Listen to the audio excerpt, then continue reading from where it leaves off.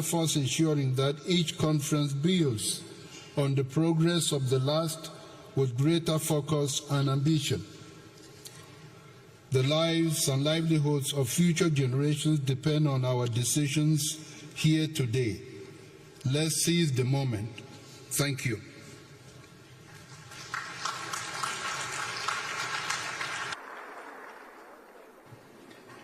Thank you, Your Excellency. It is my distinct pleasure to invite Professor Jim Skier, Chair of Intergovernmental Panel on Climate Change, to address the plenary. Professor Skier, you have the floor.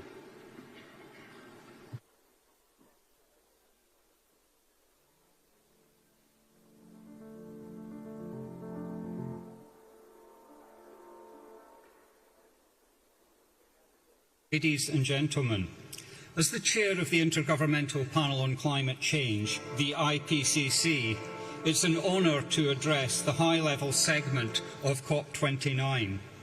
Climate change is no longer an abstract threat for a distant future.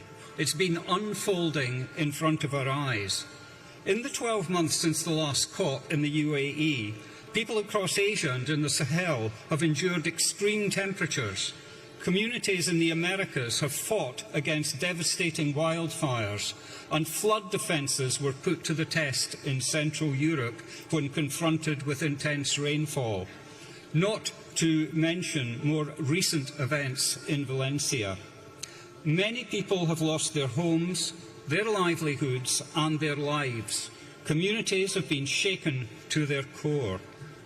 And global warming is unequivocally caused by human activities through emissions of greenhouse gases that arise from unsustainable energy use, land use and land use change, and lifestyle patterns.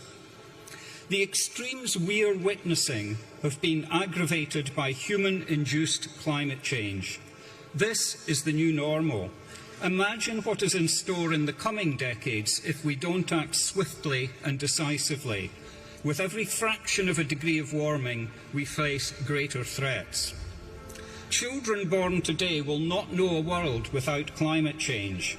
The IPCC has shown that we, and furthermore they, will live in a world marked by more intense storms, exceptional heat waves, devastating floods and droughts, a world where food chains are disrupted and where diseases reach new countries.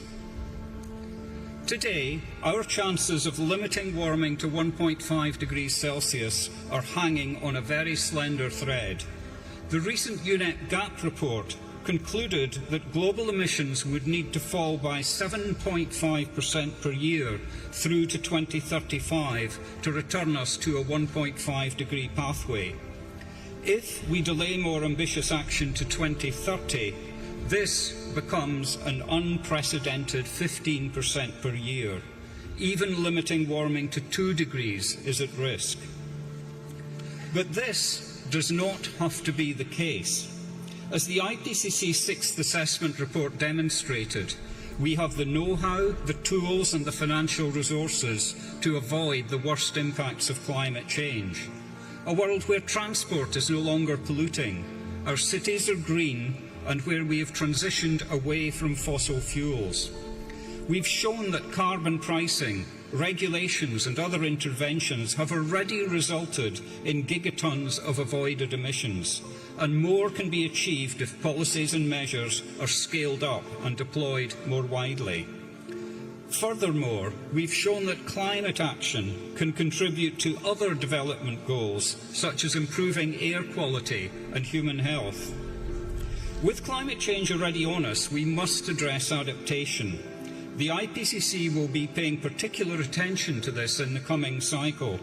Most adaptation so far is fragmented, small in scale, incremental, sector-specific, and focused more on planning than implementation. Hard limits to adaptation, as well as soft limits caused by lack of resources and institutional capacity, are being reached in some sectors and regions. But we can take measures to address the triple planetary crisis of climate, biodiversity and pollution. We can increase our resilience to the impacts of climate change by leveraging decision support tools and implementing more early warning systems. Ladies and gentlemen, distinguished excellencies, the IPCC will continue to provide timely, robust, policy-relevant information to support accelerated adaptation efforts and cuts in emissions. But the resolution of this global crisis is now in your hands. Decisions made here at COP29 will shape the legacy we leave behind to our children and grandchildren, and for the billions of people who deserve a livable planet. Thank you for your attention.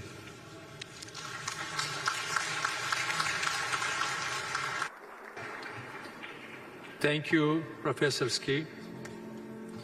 Your Excellencies, distinguished delegates, this brings us to the end of the ceremonial opening of the first part of the high-level segment. Please remain in your seats to allow our guests to leave the podium before we begin the delivery of national statements.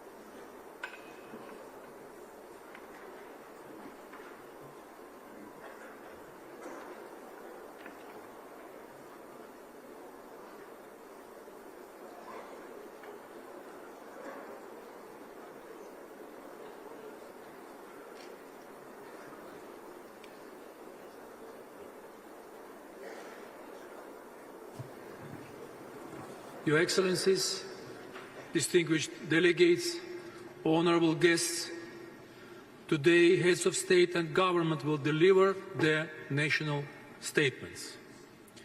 I would like to inform Your Excellencies of action in place to ensure effective time management.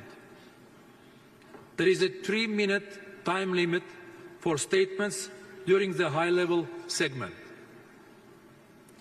Statements should be as concise as possible, noting that full text of the official statements will be made available on the UNFCCC website.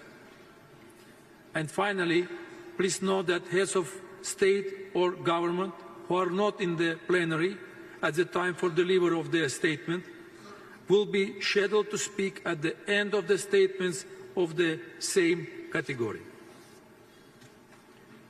Your Excellencies, distinguished delegates, honourable guests, the Republic of Azerbaijan is delighted to welcome over 80 heads of state and government. Your presence here is a testament to your country's commitment in taking transformational steps to implement the Convention and the Paris Agreement. It is essential that we expedite efforts toward implementing climate action. I am looking forward to hearing about your achievements toward that end. Let us begin. It is my pleasure to welcome His Excellency Mr. Kassym-Jomart Tokayev, President of Kazakhstan. Your Excellency, you have the floor.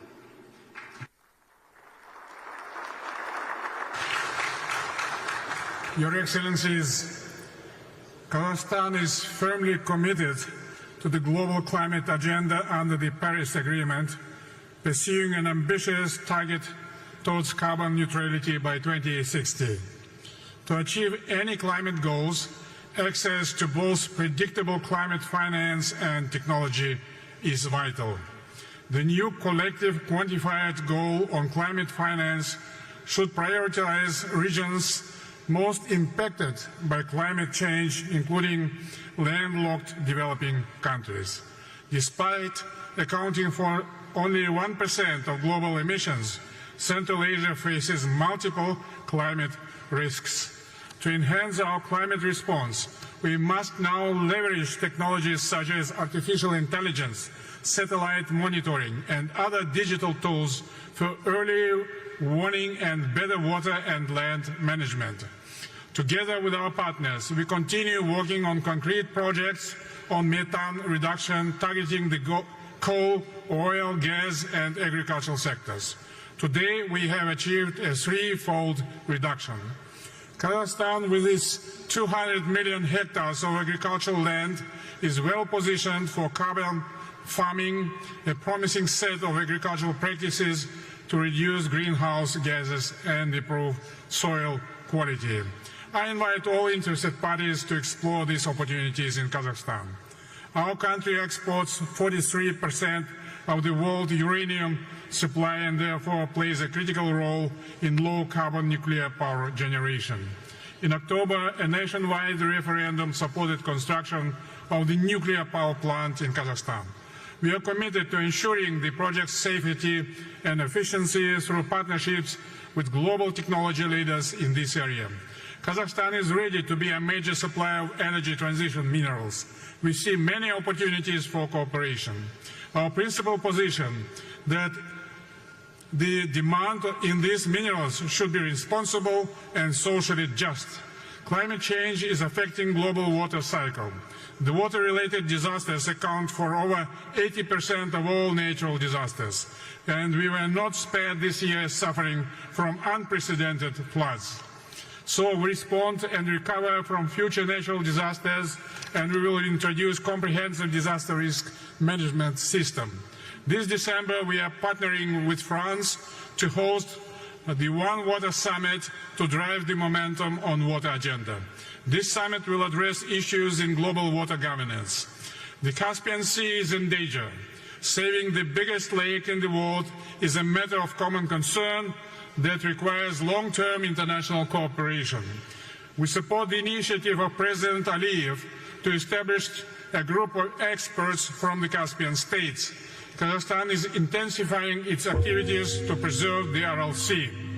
In conclusion, I express my sincere appreciation to the Azeri government for organizing this global gathering, and I believe that together we will be able to meet the defining challenge of this generation. Kazakhstan is strongly committed to multilateral pathways to a just, inclusive, transparent climate agenda. Thank you very much.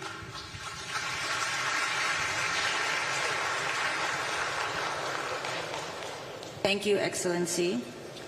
It is my pleasure to welcome His Excellency, Mr. Alexander Vučić, President of Serbia. Your Excellency, you have the floor.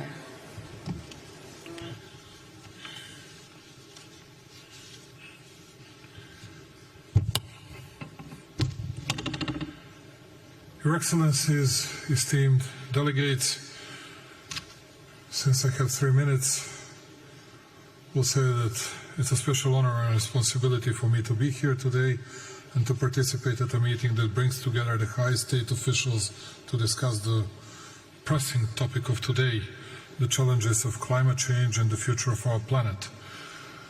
But in the meantime, as I was saying last time in Dubai, we have several prerequisites to start tackling the issue of fighting climate changes. Number one is we need to restore peace in the world. Nobody likes today the word peace because everybody wants to win against the other. Everybody wants to see the defeat of the other side. On the other hand, we need to invest much more in the peace. Otherwise, we'll have to put more money for armament, ordnance, weaponry, as we did and as we do today, instead of investing hugely into all necessary instruments in fighting climate changes. Yes, we need to tackle floods, droughts, wildfires, air and water pollution and everything else. But before that, we need to establish peace. And that's why I'm urging all big powers to settle the problems, to settle the issues in Ukraine, the Middle East, all over the world. Then we'll be able to start resolving all these issues. Number two, as you know, it's always the case, big and rich, they cause problems, and the poor countries and small countries are paying the price. And that's why I believe that it's very important for us to find new financial instruments. How are we going to be helpful to non-developed and developing countries, where we can find money to invest into new technologies? Are we able to foster IMF and World Bank to be much more helpful than they used to be? How are we going to tackle the issue of public debt to GDP ratio, because we are getting closer to 100% worldwide speaking, and that will mean a lot regarding climate change fightings. And once again, I'm urging those big and rich to be helpful for poorer countries. At the end, our legacy, first and foremost to the youth, is to create a fair and sustainable society and to shape a livable, thriving world for all. Our legacy must be one of decisive action, rooted in hope.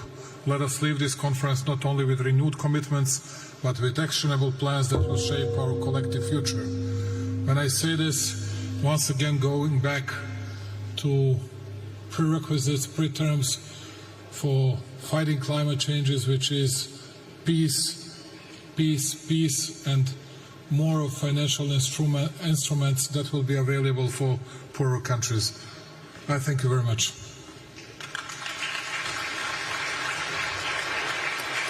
Thank you, Your Excellency. It is my pleasure to welcome His Excellency Mr. Emerson Dambudzo Mnangagwa, President of Zimbabwe.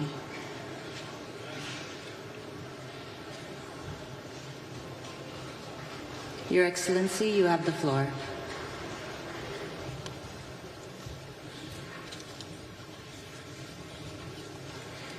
Your Excellency, President of the Republic of Azerbaijan, President Aliyev, Excellencies, distinguished ladies and gentlemen, I extend my profound gratitude to you, Your Excellency, President Aliyev, the government and people of Azerbaijan, for the warm hospitality and superb facilities put at our disposal. The COP29 theme is both timely and urgent, given the escalating global climate crisis. Science warns of the need to drastically reduce greenhouse gas emissions. Regrettably, pollution continues to degrade the environment, threatening the quality of our air and water, while biodiversity loss threatens food security, pushing millions into poverty and hunger. The time for half measures is over, and we all have a duty to fully implement our agreements. Zimbabwe bears the scars of climate change and is currently experiencing one of the most devastating El Nino-induced droughts in history. The drought has negatively impacted nearly every aspect of life in Zimbabwe. My government, in April this year, declared a national state of disaster. The crisis extends beyond Zimbabwe and is affecting the entire Southern Africa region. Our reliance on hydroelectric power has also made our clean energy supply precarious. These cost-getting efforts underscore the vulnerability of developing countries like Zimbabwe to climate change while contributing minimally to global emissions. The transition to renewable energy is non-negotiable.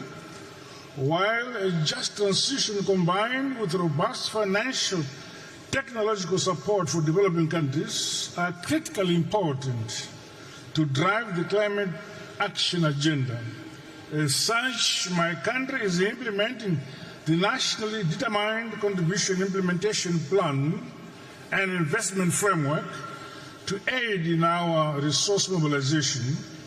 Additionally, Zimbabwe recently developed a national carbon market framework which puts Article 6 compliance framework at the heart of Zimbabwe's climate change strategy. Zimbabwe welcomes the formal registration of the group of landlocked developing countries as a negotiating group in global climate processes. As we reflect on the commitments made at the recent Summit of the Future, I urge us all to align our climate actions with our broader vision for more just, peaceful, and inclusive order. Let us act decisively to build a legacy of hope, resilience, and shared prosperity on a healthy earth. I thank you.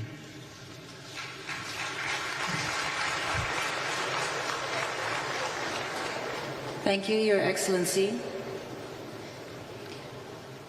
It is my pleasure to welcome His Excellency, Mr. Recep Tayyip Erdogan, President of Turkey.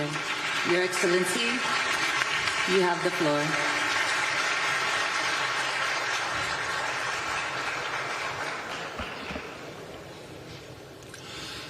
Saygıdeğer devlet ve hükümet başkanları, Sayın Genel Sekreter, sizleri şahsım ve milletim adına en kalbi duygularımla selamlıyorum.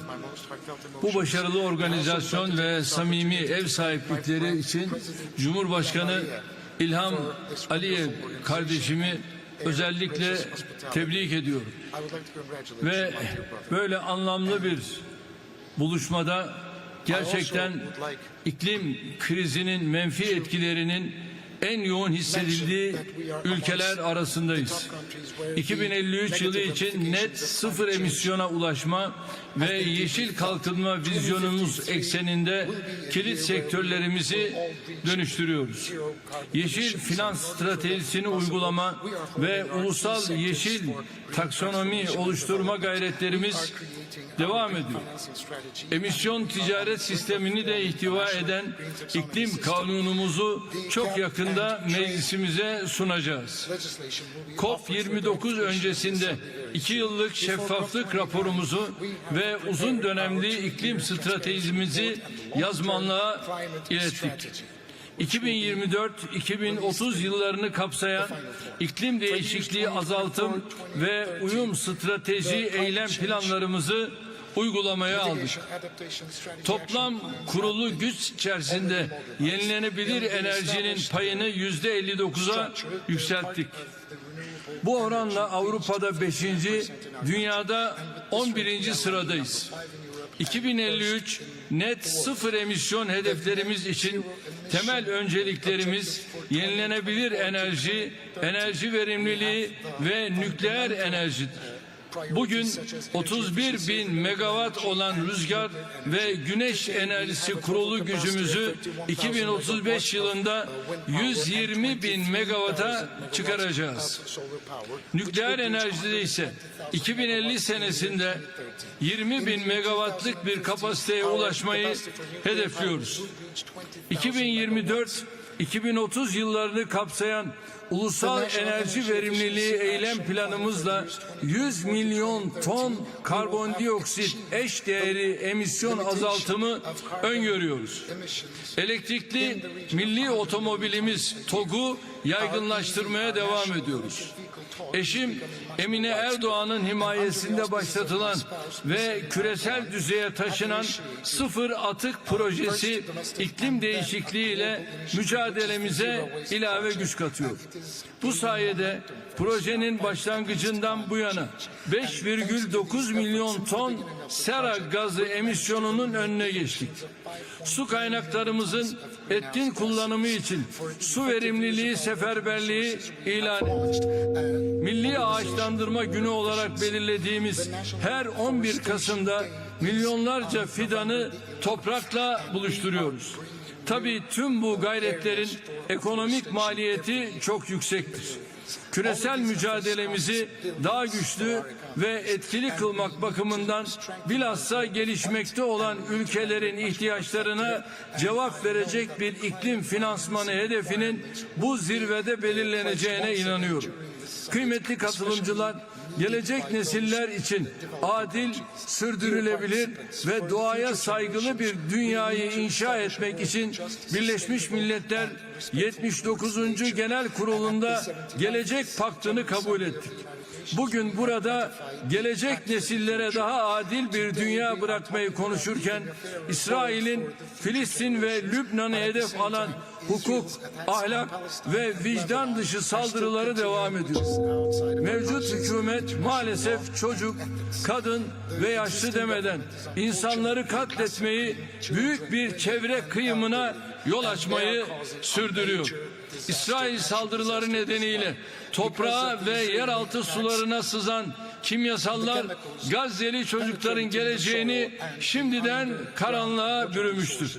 Bu ağır insani ve çevre felaketine sebep olanların uluslararası mahkemelerde bunun hesabını vermeleri gerektiğini düşünüyoruz. Kıymetli dostlarım, 2026 Birleşmiş Milletler İklim Değişikliği 31. Taraflar Konferansı'na ev sahipliği yapmak için adaylığımızı açıkladık. Adaylığımıza destek veren ülkelere teşekkür ediyor, değerlendirmeleri sürenlerin desteğini bekliyoruz. Bu düşüncelerle sizleri bir kez daha saygıyla selamlıyor, aziz kardeşim İlham Aliyev'i bu önemli zirve için canı gönülden tebrik ediyorum.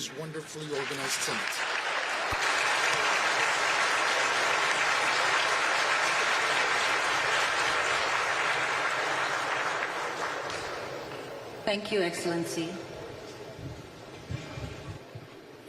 It is my pleasure to welcome His Excellency Mr. Mohammed Ould Sheikh El Ghazouani, President of Mauritania. Your Excellency, you have the floor.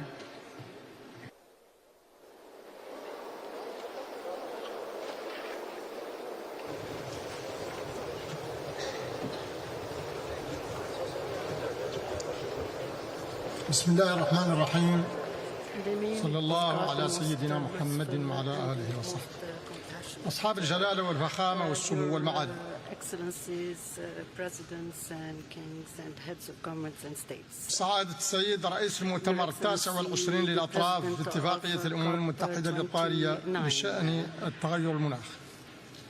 معالي السيد الأمين العام للأمم المتحدة، السيدات والسادة ممثلي المنظمات الحكومية الدولية والمنظمات غير الحكومة، السيدات والسادة، بداية أود التوجه بالتهنئة والشكر الجزيل إلى صاحب الفخامة السيد إلهام علييف رئيس جمهورية أذربيجان ومن خلاله إلى الشعب الأذربيجاني على حفاوة الاستقبال والتنظيم المحكم لهذه الدورة التاسعة والعشرين لمؤتمر الأطراف باتفاقية الأمم المتحدة الإطارية بشأن تغير المناخ كوب 29. كما يطيب لي أن أهنئ صاحب السمو الشيخ محمد بن زايد آل نهيان رئيس دولة الإمارات العربية المتحدة على حسن تنظيم الدورة الماضية بدبي وعلى أهمية النتائج التي تمخضت عنها من قبيل الاتفاق التاريخي لتفعيل صندوق عالمي يختص بالمناخ ومعالجة تداعياته وما واكب ذلك من عديد الإعلانات والتعهدات بالتمويل. وأود كذلك أن أهنئ صاحب المعالي السيد أنطونيو غوتيريش الأمين العام للأمم المتحدة وجميع معاونيه على ما بذلوه من جهود موفقة في سبيل نجاح هذه القمة. أصحاب الجلالة والفخامة والسمو والمعالي، السيدات والسادة، إن حدة التغيرات المناخية بفعل الارتفاع المضطرد في حرارة الكوكب لتهدد استمرارية الحياة البشرية، بل واستمرارية الحياة من حيث هي على عموم كوكبنا. ولذا فإننا اليوم جميعا بحكم الحاجة الملحة إلى مواجهة تغير المناخ نتحمل أكثر من أي وقت مضى مسؤولية تاريخية بخصوص ضرورة التحرك بسرعة لتدارك الوضع قبل فوات الأوان.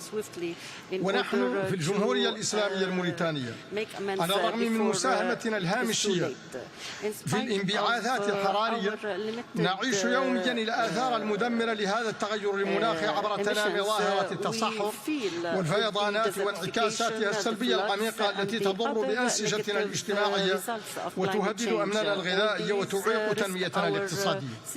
واعتبارا لذلك بذلنا ونبذل جهودا كبيرة للتقيد بمقتضيات اتفاق باريس، وذلك من خلال مكافحة التصحر عبر مبادرة السور الأخضر الكبير والمساهمة النشطة في لجنة المناخ لمنطقة الساحل واعتماد ميثاق مبادرة الشرق الأوسط الأخضر التي أطلقتها المملكة العربية السعودية الشقيقة.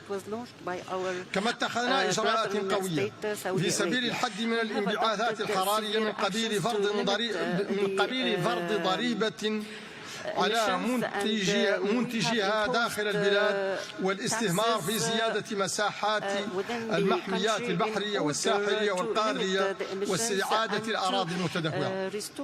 كل هذا علاوة على ما نبذله من جهود كبيرة في سبيل استغلال مخزوننا الطاقوي المتجدد الذي يفوق 4000 جيجا وات بما يتيح لنا إنتاج الهيدروجين الأخضر وزيادة حصة الطاقات المتجددة في مجمل استهلاكنا الطاقوي والتي وصلت حتى الآن إلى 48% في هذه السنة مع التخطيط للوصول إلى نسبة 60% سنة 2030. وفي هذا الإطار نجدد دعوتنا للمؤسسات المالية والشركات المهتمة بدعمنا في هذا التوجه. ولا يسعني في هذا المقام إلا أن أؤكد على أن القارة الإفريقية كاتحاد وكدول تبذل جهودا كبيرة في سبيل الحد التدريجي من الاحتباس الحراري على الرغم من ضآلة إسهامها فيه، كما تتوسع في استخدام الطاقات المتجددة، وهو ما يستوجب دعمها بقوة في مجال تعزيز القدرة على التكيف والصمود في وجه الانعكاسات السلبية للتغيرات المناخية. لا بد من تعزيز التعاون والتضامن الدوليين وتعبئة تمويلات تكون على قدر التحدي مع مراعاة أولويات الدول الأقل نموا خاصة في القارة الإفريقية.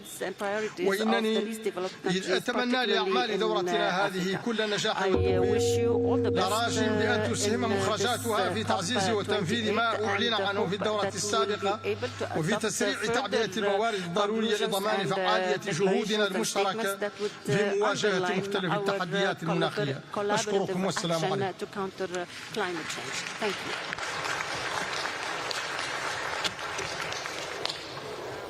Thank you, Your Excellency. It is my pleasure to welcome His Excellency Mr. Shavkat Mirziyoyev, President of Uzbekistan. Your Excellency, you have the floor.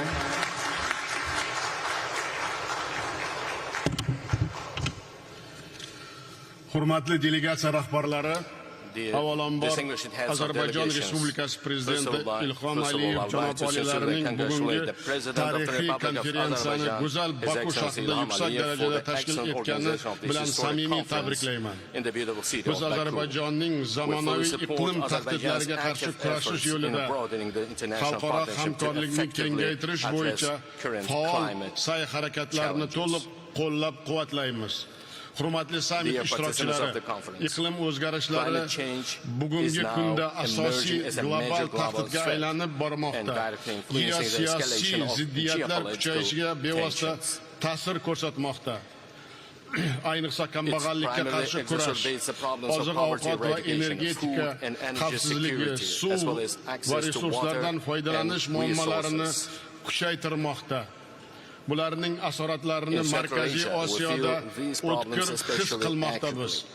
Iqlim muammolari aholimizning turmush sifatini oshirish va milliy taraqqiyot strategiyalarini ro'yobga chiqarishda yangi to'siqqa aylanmoqda. Paris bitimi doirasidagi bosh maqsadimiz mintaqada havo haroratining jadal o'sishiga yo'l qo'ymaslik va joriy 100 yillikda 1,5-2 gradus atrofida saqlab qolishdir.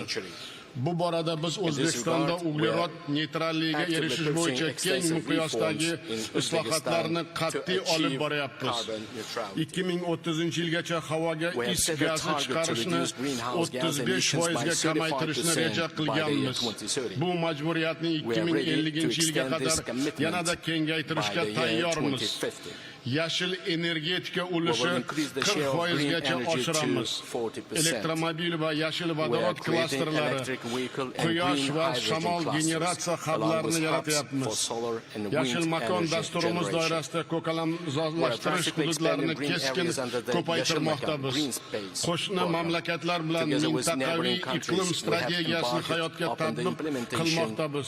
Shu kunlarda Yevropaga yashil energiya yetkazish bo'yicha ko'p tomonlama bitimni imzolaymiz. Hurmatli xonimlar va janoblar, O'zbekiston global iqlim o'zgarishlari oqibatlarini birgalikda bartaraf etishda o'zining amaliy hissasini kengaytirish niyatida. Birinchidan, rivojlanayotgan mamlakatlarga iqlim xatarlarini aniqlash uchun yetakchi davlatlar va xalqaro institutlarning texnik ko'magini kengaytirish dolzarbdir. Bu borada iqlim tufayli yo'qotish va zararlarni baholash bo'yicha xalqaro markaz ta'sis etishni taklif qilaman. Ikkinchidan, transchegaraviy suv resurslari ifloslanishining oldini olish va barqaror bioxilma-xillikning saqlashda yagona yondashuv zarur. Mintaqamiz misolida aytib o'tmoqchimanki, bir avlod ko'z o'ngida Orol dengizining butunlay yo'qolishi sayyoramiz miqyosida fojiaga aylandi. Shu o'rinda biz Birlashgan Millatlar Tashkiloti shafeligida daryo ekotizimlarining butunligi va ekologik xavfsizligini ta'minlash bo'yicha majburiyatlar to'g'risida deklaratsiyani ishlab chiqish tarafdorimiz. Uchinchidan, ko'p tomonlama yetakchi tizimlar ishtirokida o'simliklarning iqlim o'zgarishlariga chidamligini oshirish uchun genetik resurslarning mintaqaviy bankini ishga tushirishni reja qilganmiz. Dengizga chiqish imkon bo'lmagan davlatlar uchun yurtimizda Birlashgan Millatlar Tashkilotining innovatsion agrosanoat hubini yaratish tashabbusini ilgari suramiz. To'rtinchidan, iqlim o'zgarishlaridan zarar ko'rayotgan megapolis va shaharlarning barqaror rivojlanishi bo'yicha ilg'or bilim va amaliyotni transfer uchun Jahon iqlim poytaxtlari alyansini tashkil etishni va uning birinchi forumini Toshkentda o'tkazishni taklif qilamiz. Beshinchidan, kelgusi yil 15-mayda Xalqaro iqlim kunini Orol bo'yi mintaqasida o'tkaziladigan raqamli yashil tashabbus global yoshlar festivaliga davlatlar vakillarini kutib qolamiz. Hurmatli sammit ishtirokchilari, O'zbekiston umumiy farovonlik va yashil taraqqiyot yo'lida ochiq muloqot va sheriklikka doim tayyor ekanini yana bir bor ta'kidlayman. E'tiboringiz uchun rahmat.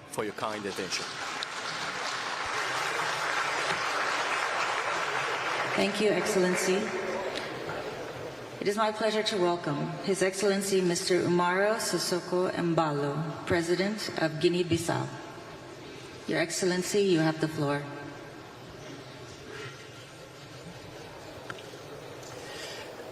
Senhor Ilhan Aliyev, Presidente da República de Azerbaijão, a 29ª Conferência das Partes da Convenção de Quadro das Nações Unidas sobre alterações climáticas acontece num momento de crise climática global que implica medidas urgentes e concertadas. Devemos ter a vontade política de assumir as nossas responsabilidades e de coletivamente encarar os desafios atuais com o necessário espírito de cooperação e de solidariedade.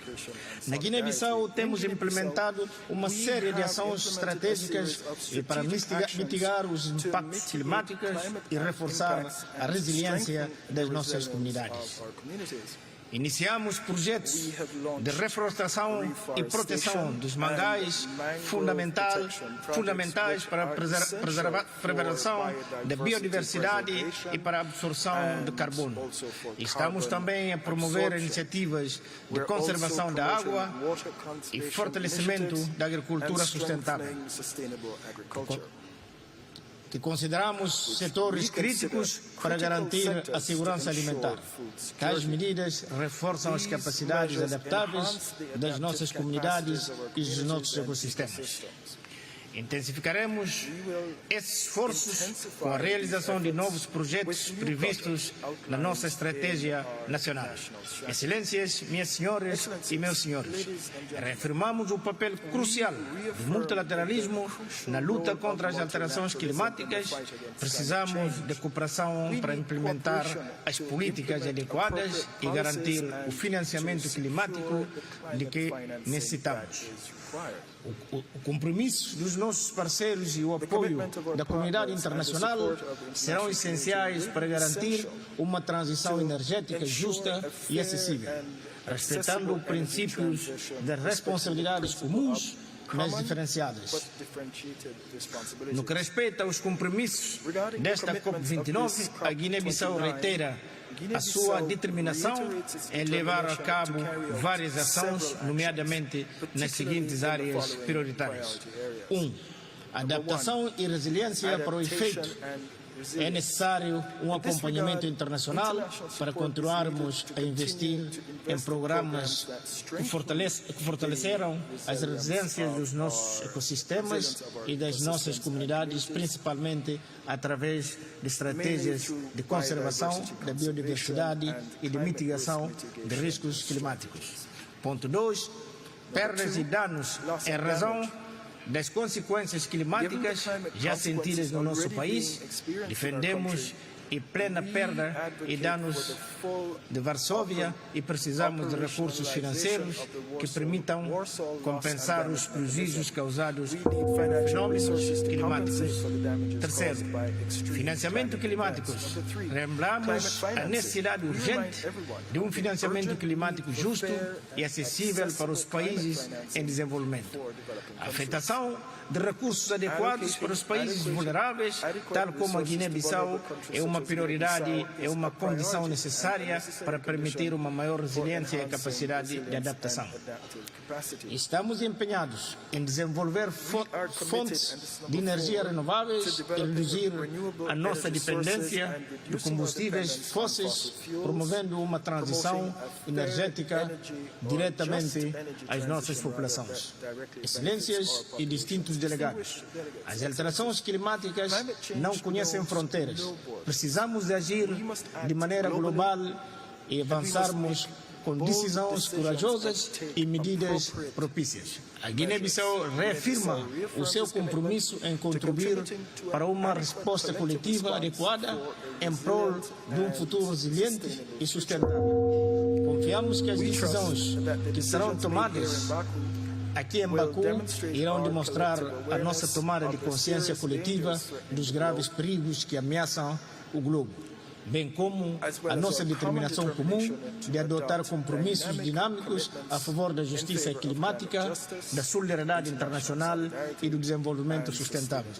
Temos a obrigação de manifestar as nossas vontades de unir as nossas forças, bem como os nossos meios, com vista a permitir a preservação do nosso planeta e a construção de um mundo mais seguro e equitativo. Muito obrigado.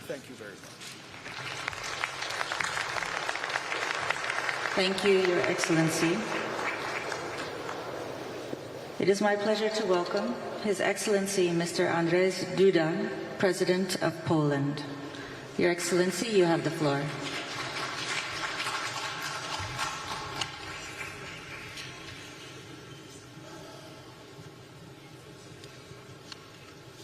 Distinguished Madam President, distinguished Mr. Secretary General, distinguished President Aliyev, distinguished Presidents, heads of the states and the governments, ladies and gentlemen, I warmly congratulate Minister Mukhtar Babayev on taking over this year's presidency of the 29th session of the Conference of the Parties of the United Nations Framework Convention on Climate Change. I thank His Excellency President Aliyev and the Republic of Azerbaijan for the organization of the event and for excellent hospitality. This is the last time that I attended the conference of the parties as President of the Republic of Poland. I'm pleased to be able to raise once again issues of such immense importance to our future. During my presidency in Poland, I have worked to keep the climate policy agenda high on my country's priority list. I'm glad that I had the pleasure to personally ratify the Paris Agreement in 2016. I also feel great satisfaction with the organization of COP24 in Katowice. It was, in my opinion, a landmark event in many ways. It was exactly in Katowice that we adopted the so-called Katowice Rule Book, a guide to implementing the tenet of the Paris Agreement. It was also there that the idea of the Declaration on Solidarity and Just Transition was born. Today, it constitutes the benchmark for energy and economic transformation across the world. Since then, I have consistently repeated that a just transition cannot take place against societies and to determine of the current living conditions. At the last year's COP28 in Dubai, I stressed that we still pay too little attention to the human dimension. And yet, a just transition must be carried out in a sensible way so that it benefits people in the first place. COP24 in Katowice also adopted a ministerial declaration, Forests for Climate, which highlighted the need to use forests in climate policy as natural sinks and reservoirs for greenhouse gases. Poland values this role of the woodland and cares for them because they are also provide a home and habitat for many species of plants, animals and fungi living in Poland. Preserving biodiversity is a precondition for the existence of the life on Earth. I touched upon this issue in my speech at the UN preliminary session on biodiversity in 2020. Ladies and gentlemen, at a time of so many climate changes and threats, a key conclusion for us should be to strengthen synergies between the following conventions: the UNFCCC on climate, the UNCBD on biological diversity, and the UNCCD to combat desertification. It is also important to take joint action on mitigation, adaptation, combating soil degradation, and achieving climate neutrality. Let us also remember that our environmental efforts are being undermined by the wars going on in the world. Russian aggression against Ukraine has shown us that armed conflicts also result in serious environmental damage and pollution. Therefore, our actions must be comprehensive, because environmental protection is also conflict prevention.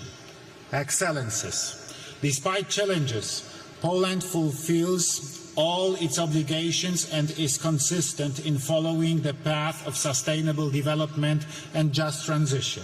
A year ago in Dubai, I mentioned Poland's plans and efforts to create a balanced energy mix that will ensure our energy security, along with the development of renewable energy sources. In Poland, the wind power sector continues to grow, and we have a surge in home and large-scale photovoltaic installations. At the same time, we are drilling more wells for the development of geothermal energy. A year ago, I also presented Poland's ambitions to build a stable nuclear power industry. I am glad that in Dubai, I was able to take part in the event accompanying the adoption of the Declaration of Tripling Nuclear Power Capacity. I signed it with full conviction because I believe that nuclear is the future, and it is only nuclear that will help us to achieve our climate goals and guarantee clean, safe and stable energy. We are an example of a country which for years has been able to ensure both a steady GDP growth and a decrease in the carbon intensity in our economy. This is the best confirmation that our actions are correct and that Poland is following the path of sustainable development set by the UN. Listening to the current and previously held speeches by other heads of state, I know that Polish solutions are appreciated in the world. I am glad that many Polish ideas, including mine, are being implemented by other countries. Let's cooperate and inspire each other in order to jointly bring about new pro-climate solutions that are beneficial to humans, the environment, and the climate. Thank you.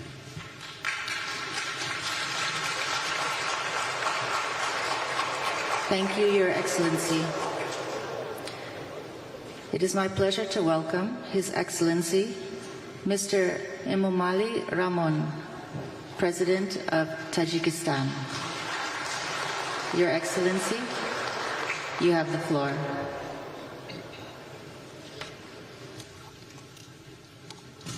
Muhtaram Janobi Rais, Xonimo va Janobon,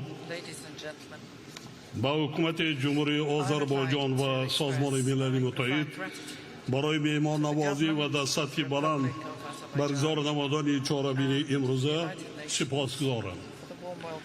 در 5 سال آخر ما پیوسته شاهد سالماهای گرمترین در تمام دوره‌های مشاهده ها گشته ایستاده‌ایم. طبق گزارش کارشناسان سال 2024 نیز همچون سال گرمترین ثبت شد. وابسته به این ما را ضرور است که تلاش و عملهای خود را جهت حل مشکلات اقلیمی به مراتب زیاد کنیم. حاضرین گرامی، ما در اساس استراتژی رشد اقتصادی سبز خود نیت داریم که تا سال 2032 استحصال از انرژی را در کشور پوره از حساب منبع‌های تجدید شونده برآمده تا سال 2037 تاجیکستان را به کشوری سبز تبدیل کنیم. امروز علاقه 98% برق ما از حساب گرد و انرژتیکا یعنی انرژی سبز استحصال می شود و حصه تاجیکستان با کمترین نشانداد حجم پرتاب‌های گازهای گلخانه‌ای ما را در جهان در جای 130 قرار داده است. نقطه مهم دیگری میخوام که توجه شما را به آن جلب نمایم مسئله پیوستگی زیچ آب و اقلیم می باشد. باعث خوشنودی است که در کاپ 29 اعلامیه آب برای عمل در ساحه اقلیم قبول می گردد. وابسته به این ما را ضرور است که به مسئله آبشوی با صورت پیریک‌ها که در نتیجه پیامدهای تغییر اقلیم صورت می گیرد توجه مخصوص ظاهر نماییم. در این راستا با تشبث تاجیکستان مجمع عمومی سازمان ملل سال 2025 را سال حفظ پیریک‌ها اعلام کرد. مطابق قطعنامه روز جهانی پیریک‌ها معین گردیده در نزد سازمان ملل بنیاد اعتماد حفظ پیریک‌ها تأسیس داده شد. تاجیکستان حصه خود را در این بنیاد گذاشته از همه شریکان نیز دعوت به عمل می‌آورد که این اقدام را دستگیری کنند. همچنین در اساس این قطعنامه ماه می سال آینده در دوشنبه گذرانیدن کنفرانس بین المللی سطح بلند عاید به حفظ پیریک‌ها به نظر گرفته شده است. در ادامه این موضوع با تشبث تاجیکستان و فرانسه از جانب مجمع عمومی سازمان ملل سالهای 2025 2034 هم 10 ساله عمل برای دستگیری علم‌های یخشناسی اعلام گردید. با در نظر داشته اهمیت مسائل مذکور پیشنهاد می‌نمایم که با سرپرستی سازمان جهانی آب و هوا شناسی و در همکاری با دیگر شریکان رشد در شهر دوشنبه مرکز هم آهنگسازی منطقوی عاید به یخشناسی تأسیس داده شود. از توجهتان سپاسگزارم.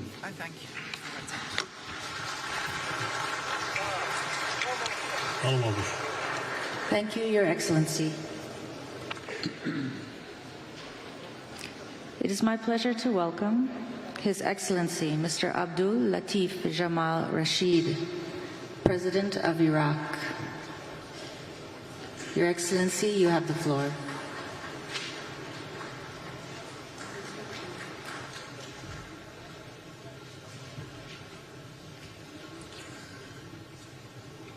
أصحاب السعادة والفخامة والسمو والمعالي، السيدات والسادة، السلام عليكم ورحمة الله وبركاته.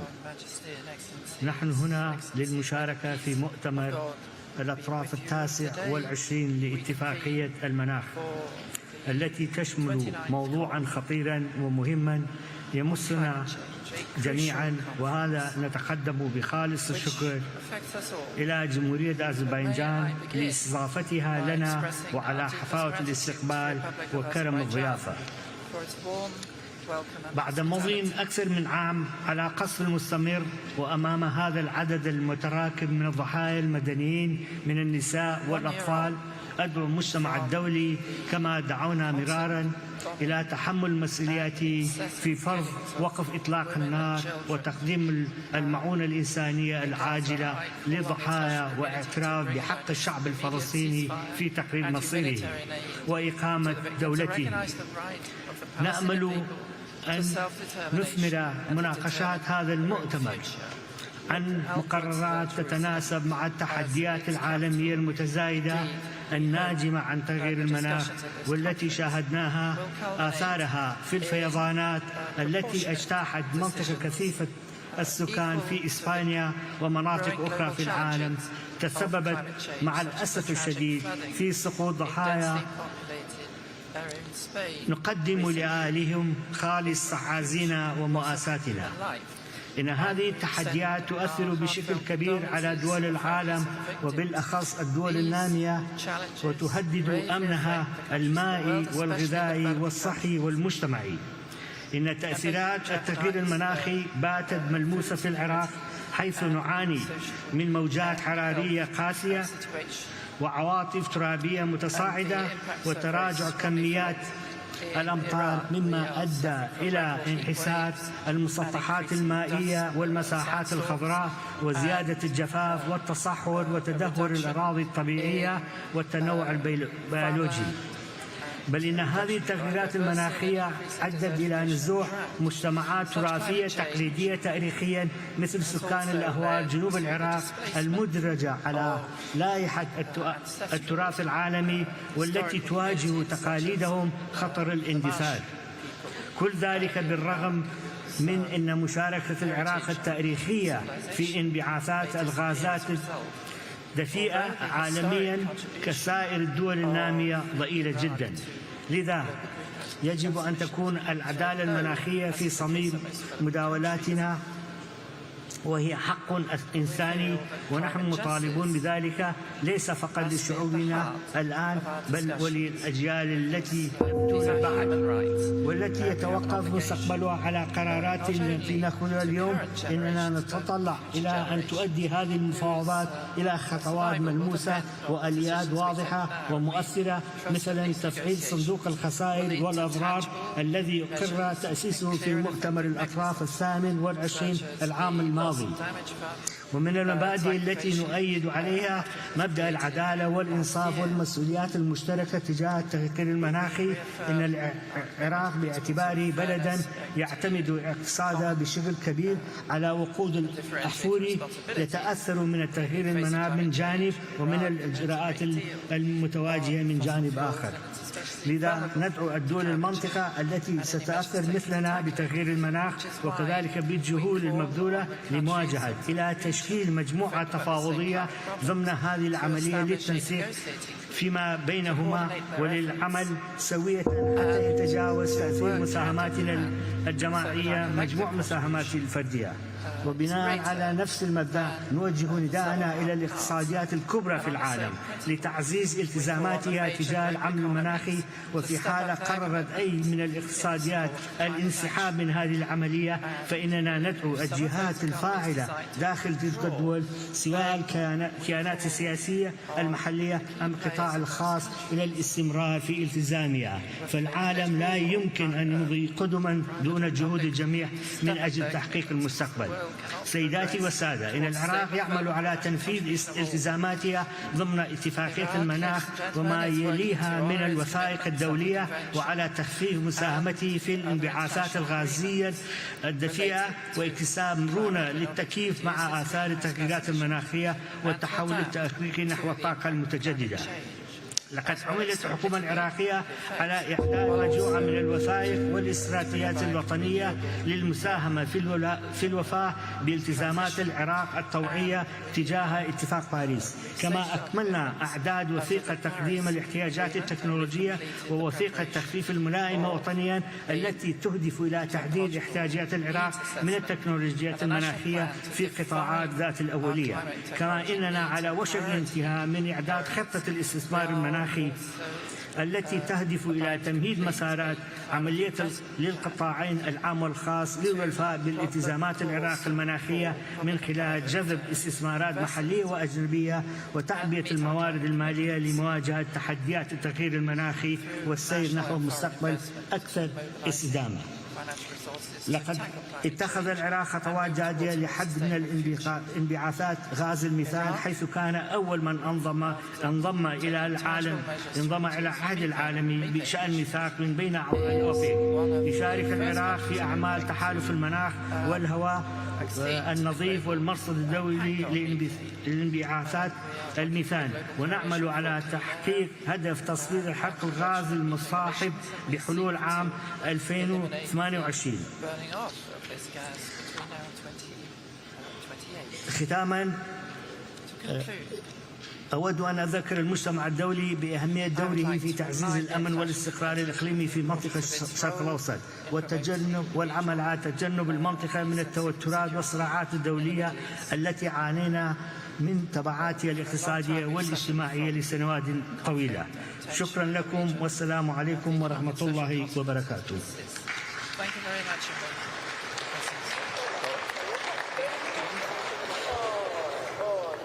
Thank you, Your Excellency. It is my pleasure to welcome His Excellency Mr. Sadir Zapora, President of Kyrgyzstan. Your Excellency, you have the floor. Урматтуу айымдар жана мырзалар, глобалдык климаттын өзгөрүшү тездеп бара жаткан шартта бүгүн биз Париж келишиминин максаттарына жетүү үчүн климаттык иш-чараларды координацияланган жеткиликтүү каржылоо маселесин талкуулап, бир пикирге келүүгө тийишпиз. Климаттык маселеде дүйнөдөгү бардык өлкөлөр бири-бирине кандай мамилелерде экенине карабай биригишибиз керек. Биз климаттын өзгөрүшүнө каршы чараларды каржылоо боюнча жаңы жамааттык максатты тез арада кабыл алууну колдойбуз жана өнүккөн өлкөлөрдө өнүгүп келе жаткан мамлекеттерге жардамды 2 триллион акч долларына чейин жеткирүүгө жана бул каражаттарды алуу жолдорун жеңилдетүүгө чакырабыз. Кыргызстан өз тарабынан климаттык жана туруктуу өнүгүү долбоорлоруна сырткы карызды алмаштыруу механизмин белгиледи. Биз мамлекеттик тышкы карызды конкреттүү жашыл долбоорлорго алмаштыруу аркылуу реструктуризациялоону сунуштайбыз. Анын ичинде Кыргызстанда түзүлүп жаткан климаттык трасттык фондун механизмин пайдалануу менен экология жана туруктуу тоо өнүгүүсү тармагындагы долбоорлор каржыланат. Бул фонддун ишмердүүлүгүнө кызыктар өлкөлөрдү катышууга чакырам. Учурдан пайдаланып, Түркия менен Германияга ыраазычылыгымды билдирип кетким келет.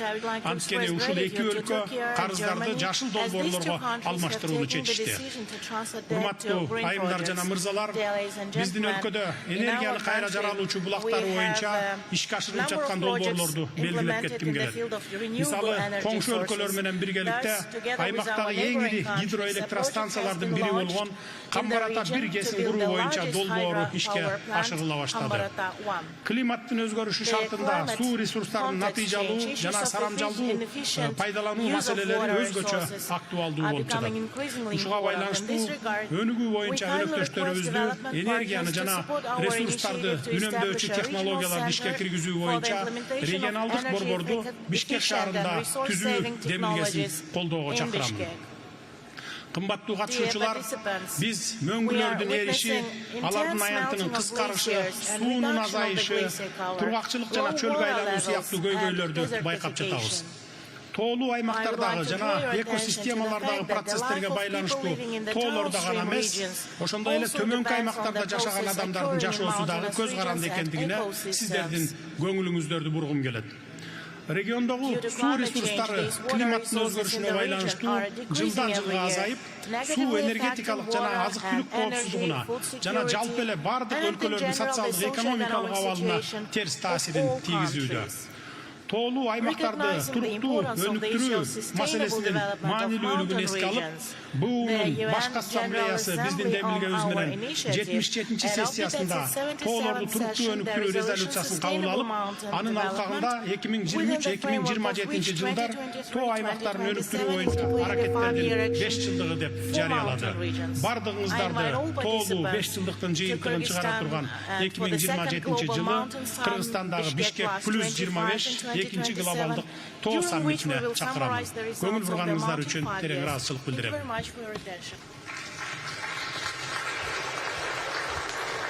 Thank you, Your Excellency.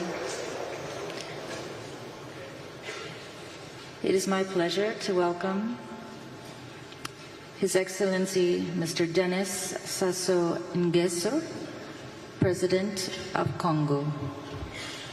Your Excellency, you have the floor.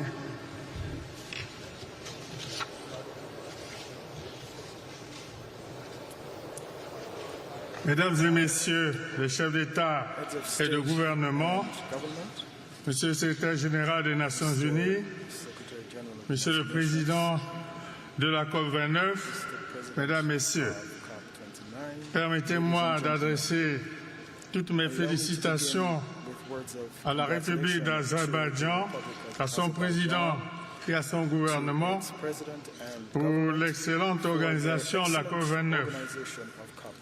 Je leur adresse mes plus sincères remerciements pour l'accueil chaleureux réservé à ma délégation et à moi-même.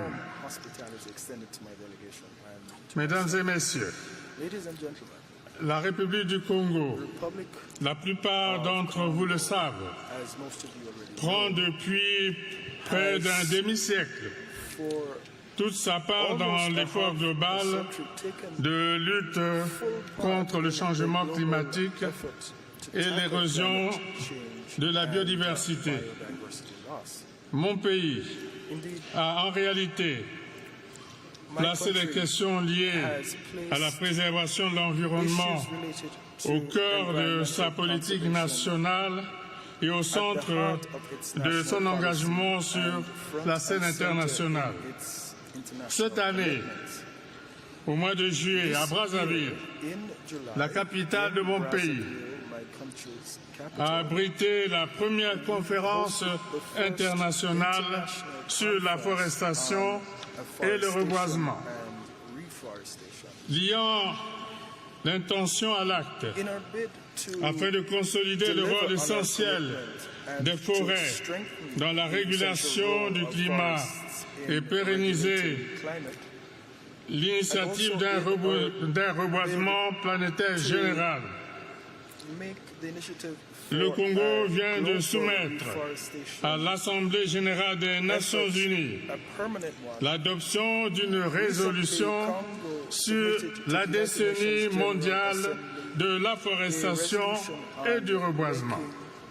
Par ailleurs, conjointement avec le groupe de pays forestiers africains, dit C15, la République du Congo porte aujourd'hui ce que l'on pourrait appeler une initiative de justice climatique, une démarche qui vise à inclure le capital naturel brut des pays dans le calcul du PIB de leurs États. Mesdames et messieurs, en 2015, nous avions tous placé nos espoirs dans l'accord de Paris, car cet accord qui est fondé sur le principe de la justice climatique et de la transition juste établit clairement le cadre mondial de la lutte contre le changement climatique pour la stabilisation du réchauffement global à moins de 1,5 degré Celsius. Nous constatons avec regret que les financements mobilisés depuis 2015 ne sont pas à la hauteur de nos attentes et ne correspondent nullement à nos engagements. Nous nous préoccupons particulièrement du financement climatique, à propos duquel force est de constater que l'engagement des 100 milliards de dollars en 2009 pour la période 2010 et 2020 n'a été atteint qu'en 2022. Le nouvel objectif collectif quantifié pour le financement climatique devra s'appuyer sur des données scientifiques qui tiennent compte de l'impact et des besoins des pays en développement pour y faire face. On sait que ces besoins s'élèvent désormais à plus de 1 000 milliards de dollars. Notre souhait le plus ardent est que le montant de ce nouvel objectif soit fixé et défini dans une perspective de justice climatique et de transition juste. Cet objectif doit permettre à nos pays de réduire le fardeau de la dette plutôt que de l'aggraver. Enfin, ce nouvel objectif doit couvrir l'atténuation et l'adaptation de manière équilibrée. Pour ce faire, des efforts substantiels devraient également être fournis pour que les pertes et dommages soient pris en compte, car il nous faut disposer de moyens substantiels pour faire face aux événements extrêmes et pour parer à toute autre éventualité. C'est ici le lieu de saluer ce pas encourageant qu'est l'adoption ici, à Bakou, du point 4 de l'article 6 de l'accord de Paris. Nous pensons objectivement que cet outil de l'accord de Paris, qui permet le transfert de crédits carbone entre pays à faible émission de gaz à effet de serre et pays émetteurs, ouvrira la voie à une coopération interétatique, internationale et structurante en faveur du développement durable, de la résilience et de la diversification économique dans les pays en développement. Mesdames et messieurs, la transition écologique que nous appelons tous de nos vœux ne pourra pas s'opérer sans que ne soient mis en œuvre des mécanismes financiers innovants, des mécanismes devant nous ouvrir de nouvelles perspectives de développement axées sur la résilience, sur la durabilité, sur la neutralité carbone. Ce challenge est le nôtre ici et maintenant. Je vous remercie.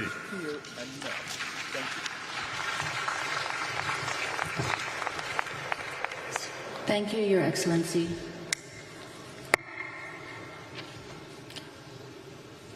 It is my pleasure to welcome His Excellency Mr. Alexander Lukashenko, President of Belarus.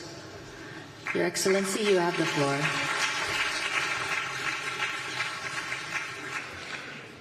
Уважаемые друзья, здесь очень много говорили о том, кто сколько сделал по улучшению климата, но я сравниваю последний период после предыдущего нашего саммита. Стало только хуже. Война на Ближнем Востоке, война в Украине, война в Южном Йемене, всего более 50 конфликтов в мире, которые жестоко влияют на климат, на нашей планете. Так что стало лучше?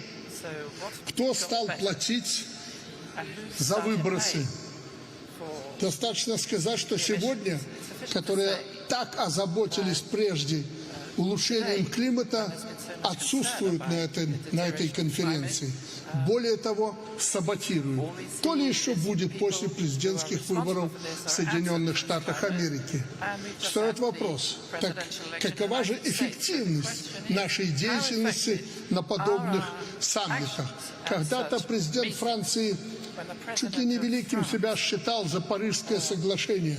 И где этот президент сегодня? Неужели это не актуально?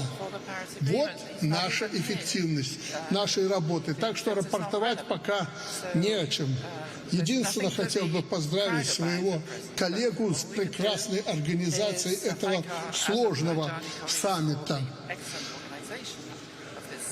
Но те, кто сегодня думают, что принесет отсутствие на этом саммите, не принесет. Шторм в Соединенных Штатах Америки, недавно Валенсия, погибли люди. Это говорит о том, как мы улучшаем наш климат. Я это откровенно говорю, потому что мою страну упрекнуть в этом плане не за что. Мы жестко выполняем все обязательства, которые взяли на себя. Но поскольку из-за вот такого махрового бюрократизма секретариата ООН за 3 минуты практически сказать невозможно что-то, я ограничусь буквально несколькими предложениями. Первое. Климат изменился, это данность, поэтому первостепенная задача перенастроить национальные экономики, прежде всего сельское хозяйство, с учетом изменившихся условий, адаптировать его к новым условиям. Беларусь активно этой темой занимается и готова делиться опытом. Второе. Необходимо помочь развивающимся странам получить равный доступ к зеленым технологиям без ущерба для их национальных интересов. Сделать так, чтобы они в результате этой помощи не попали в кабалу. Нужно отменить все, что мешает международной торговле технологиями, обмену инновациями и наилучшими практиками. Третье. Мы сегодня уже столкнулись с ситуацией, когда новая продукция, позиционируется как более экологически безопасная альтернатива, но в то же время наносит не меньший вред. Объективно нужны новые подходы к комплексной оценке потенциального воздействия инноваций на окружающую среду на протяжении всего жизненного цикла данной продукции. Эти и другие направления требуют консолидации международных усилий не на словах, а на деле. Поэтому пора от слов перейти к делу. И тот, кто должен платить, а не отсиживаться у себя в кабинетах. Благодарю вас за внимание.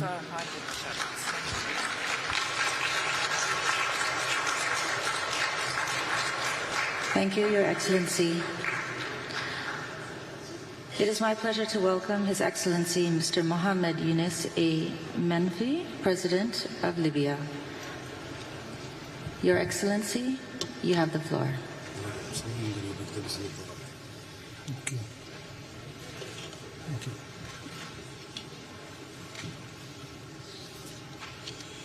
بسم الله الرحمن الرحيم. السيدة الرئيسة، السيدات والسادة، نتوجه بالشكر إلى فخامة الرئيس إلهام علييف وإلى حكومة وشعب أذربيجان على هذه الاستضافة الكريمة.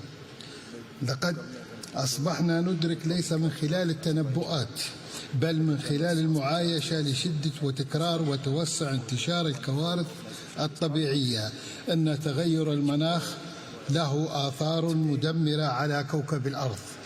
في ظل ذلك لازلنا نرى أن هناك من يشعل الحروب ويوسع مداها ليضاعف الأضرار والخسائر على الأرض والبشر بدل الانشغال الجماعي في مقاومة أخطار التغير المناخي.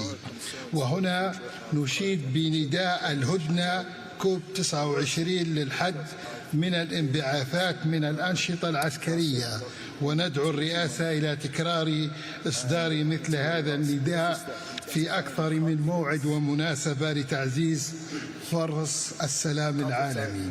السيدات والسادة، أذكركم بالكارثة البيئية التي تعرض لها جزء غال من بلادي قبل 14 شهرا في مدينة درنا ومناطق الجبل الأخضر، وبما حصل ويحصل من كوارث مشابهة في مناطق أخرى من العالم، لنصل إلى حقيقة أننا لن نستطيع منفردين التعاطي مع هذه المخاطر المباغتة لأعلى أسس مشروط إلا على أسس مشروطة بتوفير التمويل الميسر والموجه وفق ظروف كل دولة، وتقديم الدعم المعرفي ونقل التقنية وبناء القدرات الوطنية وتوسيع المشاركة المجتمعية للقطاع الخاص ومنظمات المجتمع المدني، والتركيز على تحسين مستويات المعيشة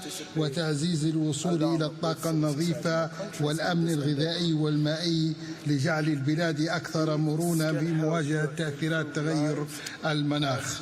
نؤكد الحاجة إلى مراجعة وسائل التنفيذ التي التزمت بها الدول المتقدمة الأطراف في اتفاقية الأمم المتحدة الإطارية في شأن تغيير المناخ، مثل التمويل وتطوير التكنولوجيا. ولقد أعلنت المؤسسة الوطنية للنفط في بلادنا عن مبادرة نفكر بالغد في قمة كوب 28 بإطلاق حملة للتوسع في الغطاء النباتي في مختلف مناطق ليبيا، وذلك لتقليل الانبعاثات الكربونية، كما نسعى في مستهدف لتخفيف والتكييف مع التغير المناخي للوصول إلى ما يقارب 0 حرق غاز عام 2030، وإلى تنظيف البحيرات التي تحتوي على تسريبات نفطية وتأسيس مصرف للرصيد الكربوني.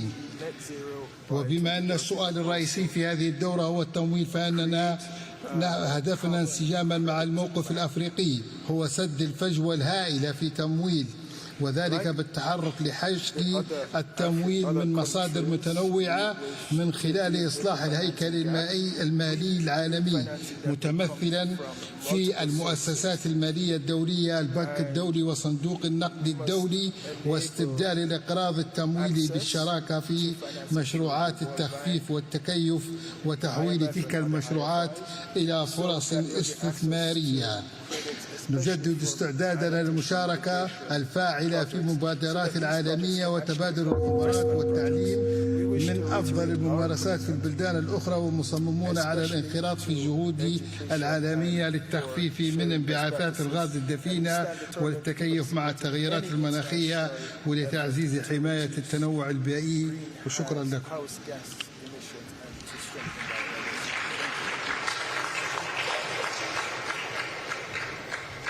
Thank you, Your Excellency.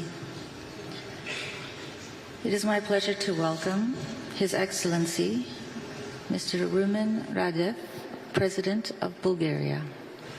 Your Excellency, you have the floor. Excellencies, let me first express my gratitude to our host, the Republic of Azerbaijan, and the Presidency of the Conference for organizing this significant event in times of political, security and climate challenges all around the world. The continuity of our actions is crucial to deliver ambitious and balanced approach to achieve the climate goals in the complex geopolitical context. Agreeing on the achievable new collective quantitative goal on finance will be the main expected outcome of this conference. The new goal must provide financing from all possible sources, both public and private, to address the financing needs for mitigation and adaptation measures, focusing on the most vulnerable countries. At the same time, we must significantly strengthen the mitigation ambition and remain on the course of decarbonizing global energy systems. This can only happen if we embrace all available technologies, significantly improve energy efficiency, upgrade energy infrastructure, and ensure that energy security remains of utmost importance.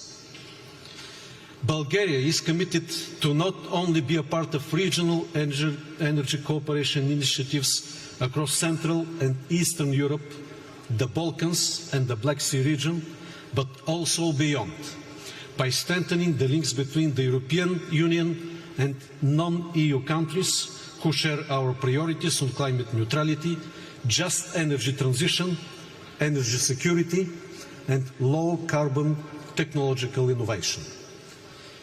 As no region is spared from deadly and costly climate-related disasters, all parties should undertake greater efforts to integrate climate change adaptation and resilience into all policies and strategies. We call for continuing support for climate science and education. Bulgaria proudly hosted the IPCC session this summer. Science holds the key not just to reducing our carbon footprint, but also to improving human lives in an age of climbing instability.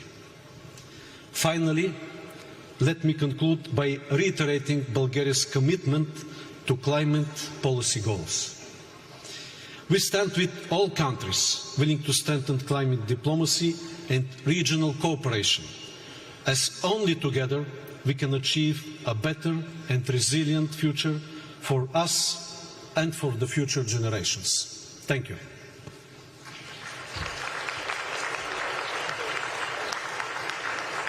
Thank you, Your Excellency. It is my pleasure to welcome His Excellency, Mr. Mohammed Muizu, President of Maldives. Your Excellency, you have the floor.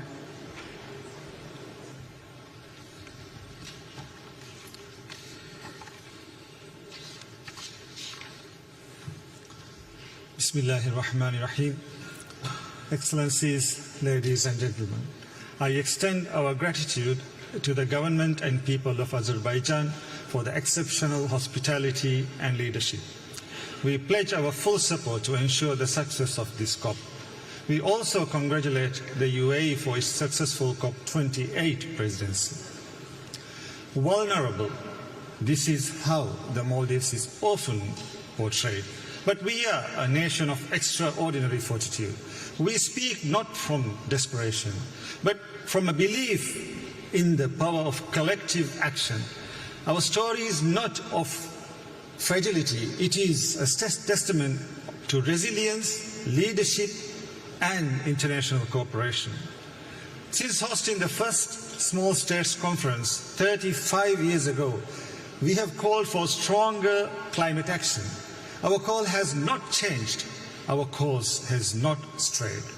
Because for us, the environment and the ocean are more than resources. They are our cultural identity.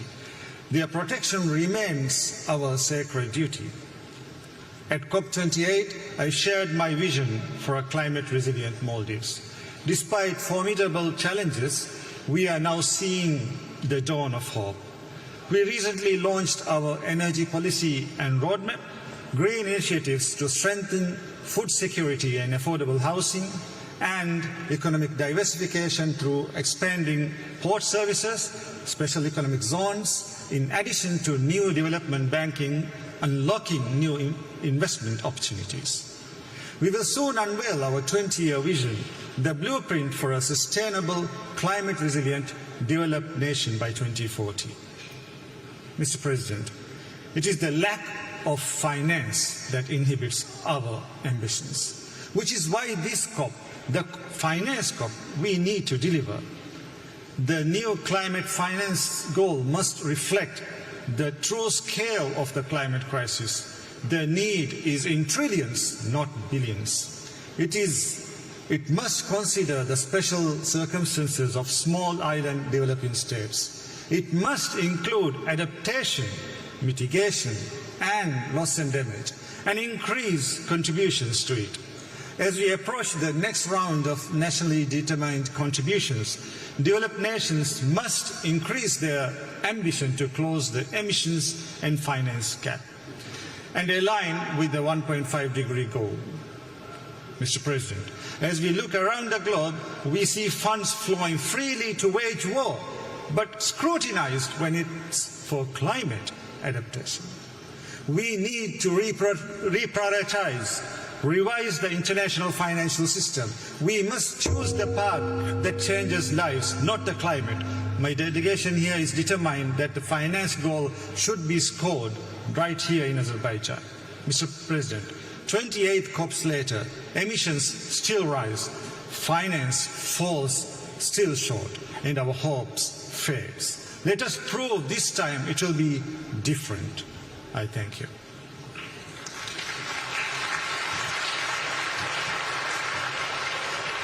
Thank you, Your Excellency.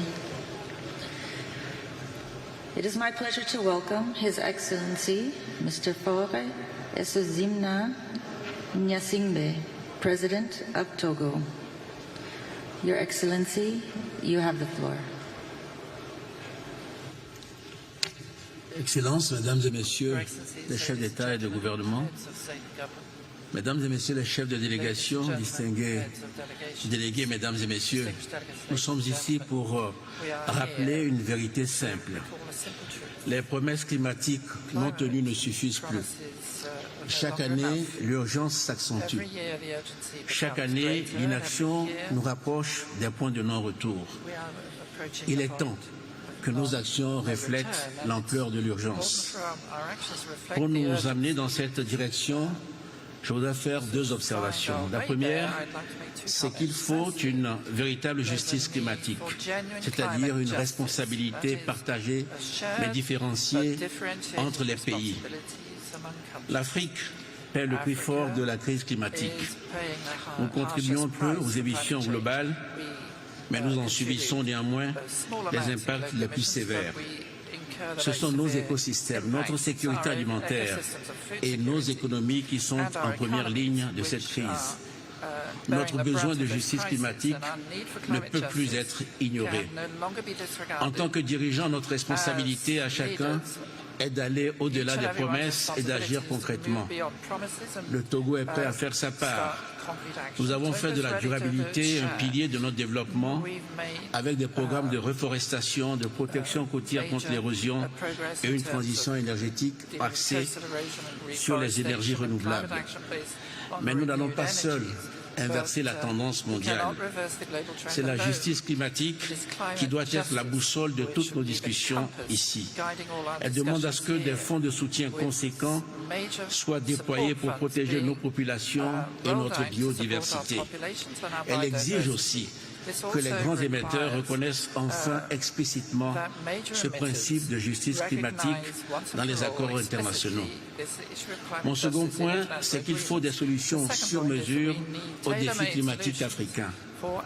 Il y a des spécificités africaines à la crise climatique. En plus du fardeau disproportionné, les profils de risques climatiques de nos pays sont souvent différents de ceux observés ailleurs. Il faut aussi reconnaître que l'adaptation climatique présente des défis uniques pour des économies en développement et des sociétés largement rurales. Ces défis spécifiques appellent des réponses spécifiques. Il nous faut des solutions adaptées aux réalités africaines, mais aussi des mécanismes adaptés pour atteindre ces solutions. Nous ne pouvons pas nous contenter de discussions génériques ni de solutions standardisées. Cela signifie financer la régénération écologique de nos littoraux et développer des infrastructures rurales résilientes. Cela implique aussi des modes de financement flexibles et accessibles dédiés aux pays vulnérables. Enfin, il faut veiller à ce que ces investissements se fassent de manière cohérente avec nos autres besoins et engagements.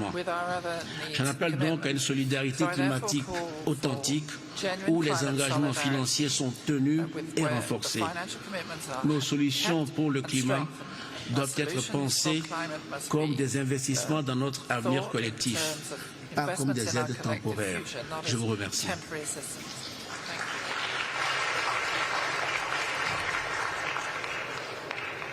Thank you, Excellency. It is my pleasure to welcome Her Excellency, Dr. Hilda Heine, President of Marshall Islands. Your Excellency, you have the floor.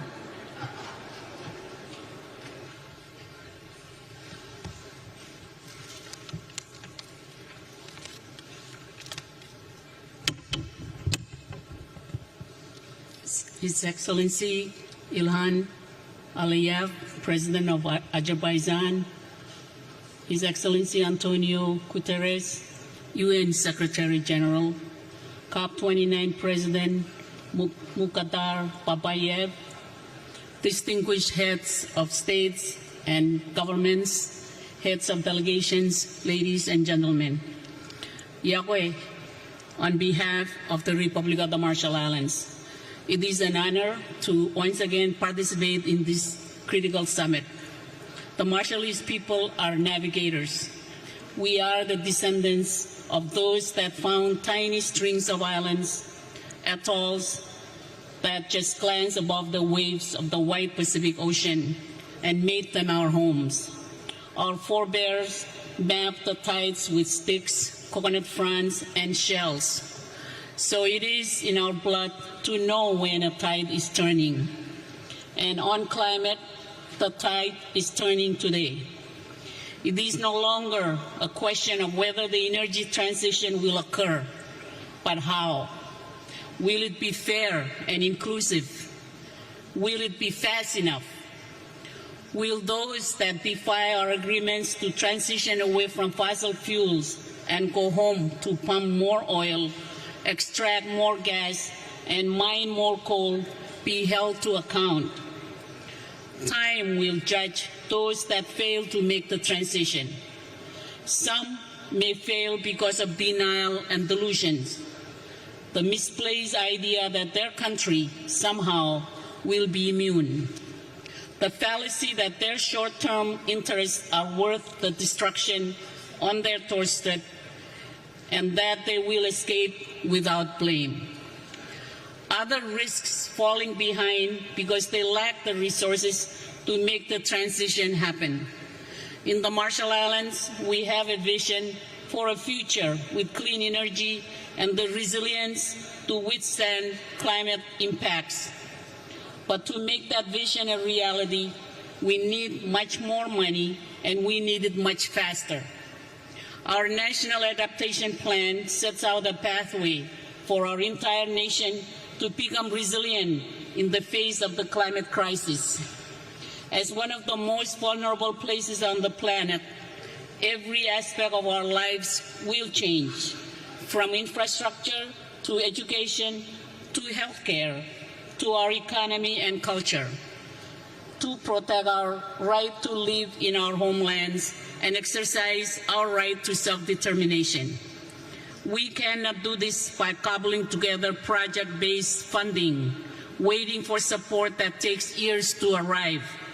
By improving access, coordinating processes, and reducing choke points, donors can put decisions in our hands where they belong. We've shown that with cooperation, we deliver. In collaboration with Germany and South Korea, a new innovative low-carbon cargo ship, the Juranai, has joined our domestic fleet that will have 80% lower CO2 emissions than comparable ships. The Republic of the Marshall Islands will soon submit a new enhanced NDC. Let me be clear. We have only received half of the finance we need to deliver our last NDC. But we will develop and submit a new one because we know that this system only works when everyone continues to strive and plays their part. But those parts are not all equal. Our contribution to global emission is tiny. Major emitters, members of the G20, if we can do it, so can you. You can and must submit 1.5-degree aligned NDCs that set absolute economy-wide reduction targets, and that cover all greenhouse gases and categories. The urgency of these commitments and the urgency to act on them before 2030 is paramount. The repercussions of low ambition and inaction will only get worse. We will be watching for 1.5 greenwashing. You can and must spell out to the rest of the world whose safety relies on your action, how you will deliver, and the energy goals set in Dubai last year. President and Excellencies, the winds are shifting too on climate finance. With the explosive increase in the cost of the climate crisis, it is obvious to everyone that the system isn't working. We can no longer afford to be unrealistic and unresponsive about the cost of the crisis, which we all know are in the trillions of dollars per year. Anyone who is here to fight over who pays for a small share of those needs rather than engage in a collective effort to find the trillions is no friend to islands like mine. Nor can we afford empty promises. Those that have benefited from extractions have an obligation to provide the climate finance that is desperately and urgently needed. We need a new collective quantified goal that sets us on a path to adapt and protect our communities, drive down our emissions, and respond to the ever-increasing loss and damage. That starts with making it crystal clear what climate finance is not. It is not market rate loans, and it's definitely not finance that funds fossil fuel production. Article 9 of the Paris Agreement contains specific protection for seeds that have never been operationalized. The new call must remedy this by ensuring a minimum floor of finance that flows to our islands. We can no longer afford to base our hope on an international financial architecture that holds us in the past, that perpetuates inequities. There is no shortage of proposals for how to reform these institutions. What has been missing is the willingness to make it happen. Excellencies, climate change threatens human rights. Every person on this planet has the right to a safe and healthy environment where they can thrive and have their dignity upheld. We must heed the voices of those that hold us to account and demand from us as governments the highest standards, and their rights must be respected. We won't succeed with a process and outcomes that are not inclusive. It is clear that women and children will suffer the most if we fail to stay within 1.5 degrees centigrade and to adapt. They must be part of the solution from the community level to the international. We cannot afford to exclude Taiwan, a country which is under threat from the climate crisis, but also offer solution and innovation from this process. They deserve a seat at this table. Excellencies, it is time to fortify faith and trust in the process that we have created together to solve the climate crisis. The Paris Agreement is a beacon of hope that has guided change around the world. The success of this process does not depend on one country, but on all of us. We are here because we share a common commitment to solving the greatest challenge of our time. In our Marshallese culture and traditions, we have a saying, "Waguk Wachimor," which literally means we are all on the same canoe, and that we must all work together if we are to reach our destination. Our world demands that we steer our canoe of humanity to reach a future that is safe and secure for generations to come. Thank you to the government and generous people of Azerbaijan for hosting us here in the beautiful city of Baku. Komoltada, I thank you very much.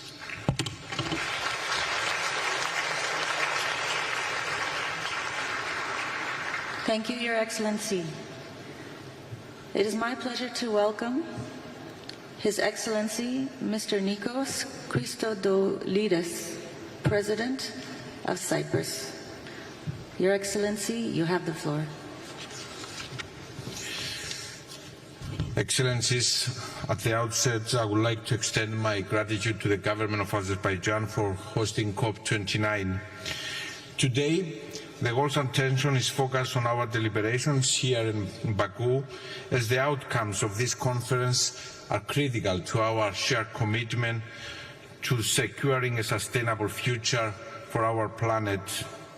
Dear friends, I address you today with feelings of honor, but also of great concern. We stand at a critical juncture as the impacts of climate change are intensifying with alarming speed.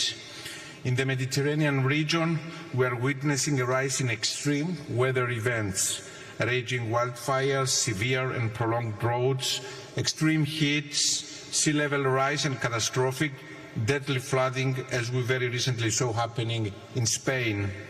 Speaking also from my own country experience, these extreme weather events are impacting our ecosystem, our economies, including agriculture and tourism, our communities, and the quality of life of our people.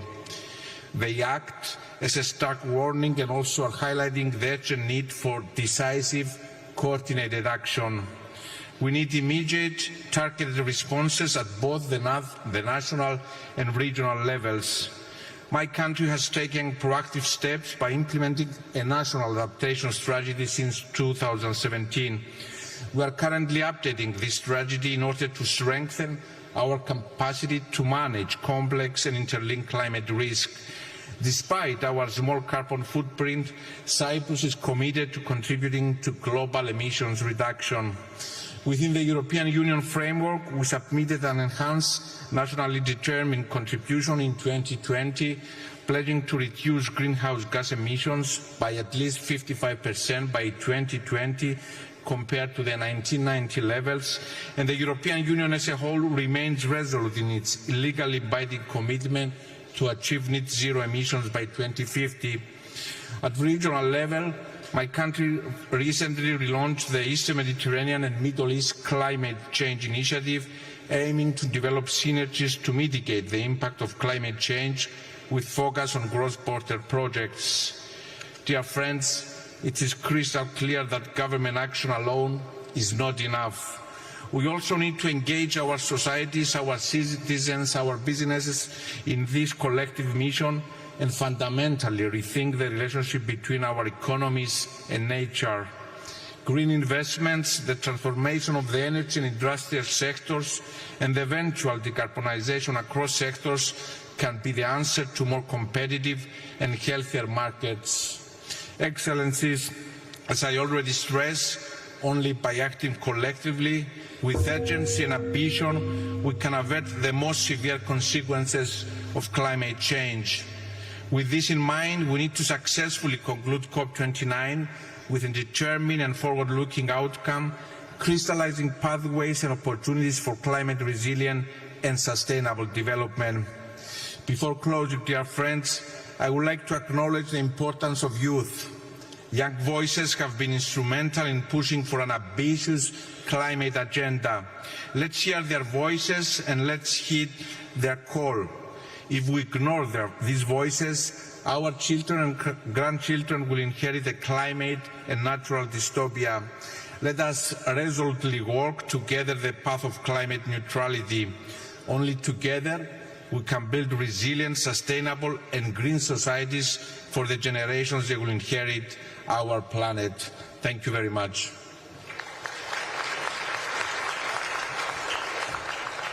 Thank you, Your Excellency. It is my pleasure to welcome His Excellency Mr. Peter Pellegrini, President of Slovakia. Your Excellency, you have the floor.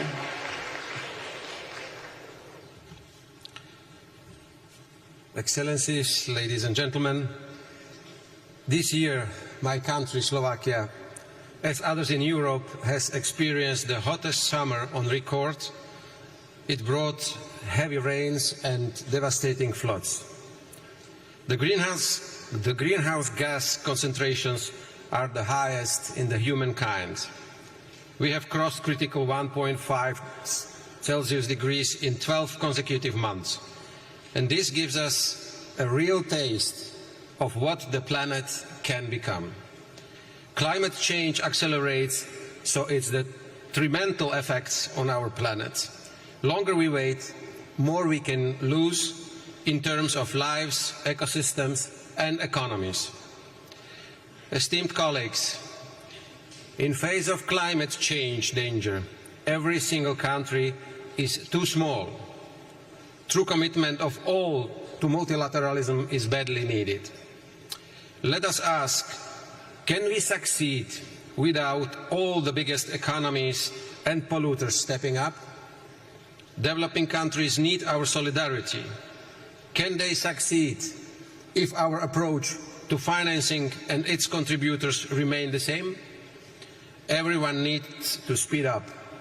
My country does. We cut our emissions by almost 50% since 1990. In the energy sector, we shut down our last coal mine in 2023 and remaining 2 coal power plants recently. It's a big step towards full phase-out of coal from our power generation. At this COP, Slovakia joins the call to action for no new coal. Soon, my country's electricity will come from low-emission sources by 90%, mainly nuclear and renewables. We will also become its net exporter, and already we help Ukraine, which lacks electricity due to Russian aggression. For Slovakia, the second largest producer in Europe, nuclear is crucial on path towards neutrality. In innovations, we want to go beyond small modular reactors. Only around 40% of nuclear fuel we can turn into energy in current large-scale reactors. We want to become leader in multiple reuse of this spent fuel.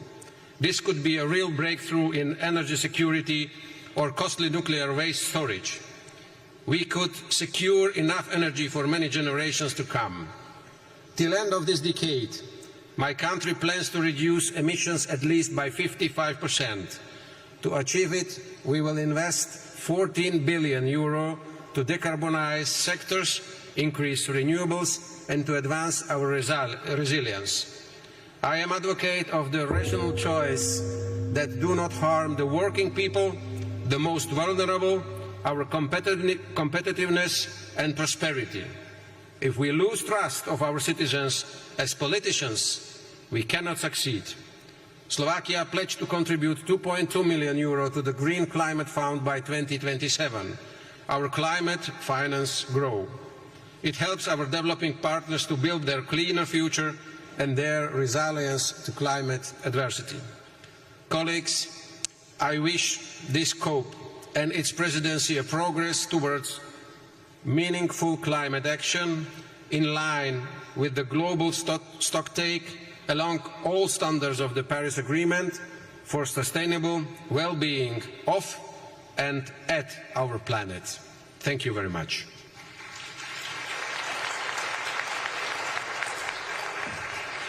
Thank you, Your Excellency. It is my pleasure to welcome His Excellency, Mr. Charles Michel, President of the European Council, speaking on behalf of the European Union. Your Excellency, you have the floor.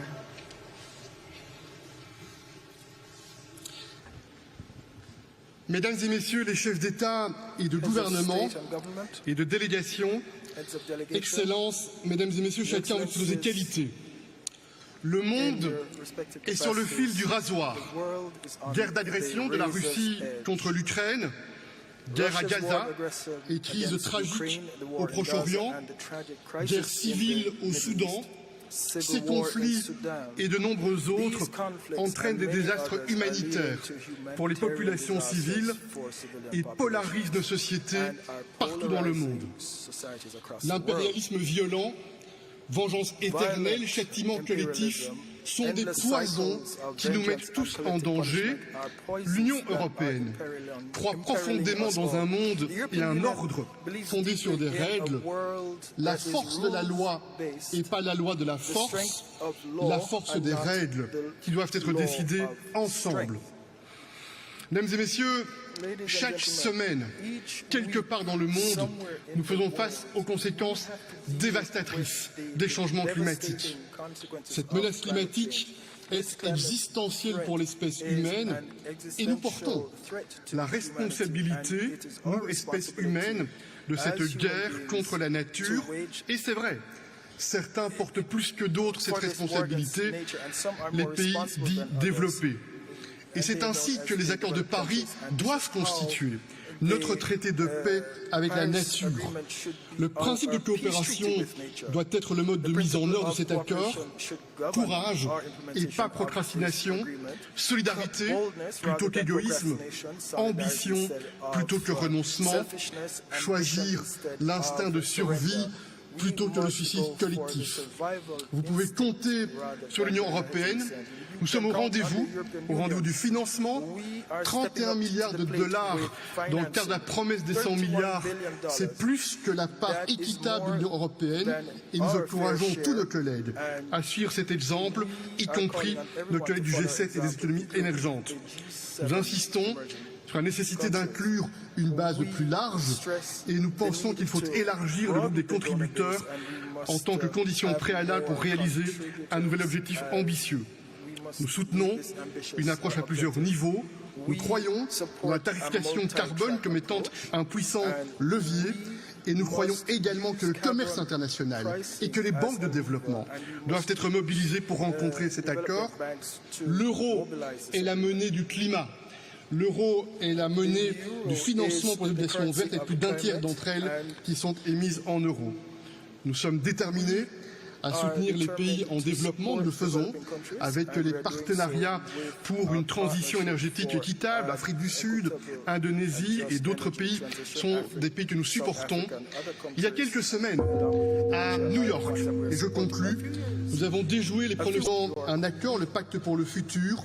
Dans ce moment sombre pour l'ordre multilatéral fondé sur des règles, ce pacte offre quelque peu de lumière. Je forme le vœu que cette COP soit celle de la confiance, de la ténacité et des actes qui s'éloignent aux paroles. Vous pouvez compter sur l'Union européenne. Je vous remercie.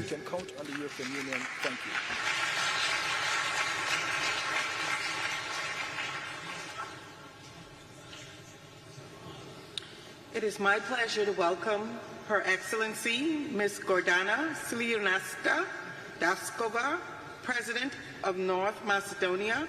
Your Excellency, you have the floor.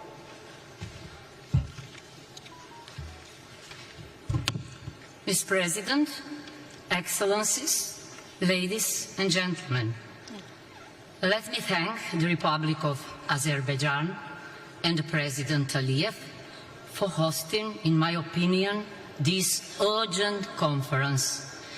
We have gathered at COP29 in the midst of a war. The good news is, some would say, that the aggressor is already suffering heavy losses and will most probably lose the war. The bad news is that the aggressor is humankind itself, with its unsustainable production systems and consumer habits. Unless we hold global warming below 1.5 degrees by 2050, instead of sustainability and growth, we will have to think about habitability and survival. In this war against nature, it is the innocent, the children, the vulnerable populations and small developing nations who often suffer most. Situated in one of the most climate vulnerable regions in the world, the Mediterranean, we must adapt our security, defense, energy, health, tourism, water, educational and other systems to this multidimensional challenge, making them inclusive to women, children and youth. We have endorsed the declarations on enhanced action in tourism and on water for climate action. In addition, I have appointed a climate expert in my National Security Council, and we have joined the group of friends on climate and security. Our goal is to accelerate the transition to a low-carbon economy across all sectors, including energy, transport, industry, and agriculture. To achieve green growth, we'll invest in green jobs and reskill workers, moving away from carbon-based energy production. Sustainable energy transition must be environmentally and socially just. We adopted a law on climate action. We will introduce a legal framework for monitoring, reporting, verification and accreditation. In parallel, we will adopt a revised law on energy and a new law on renewables.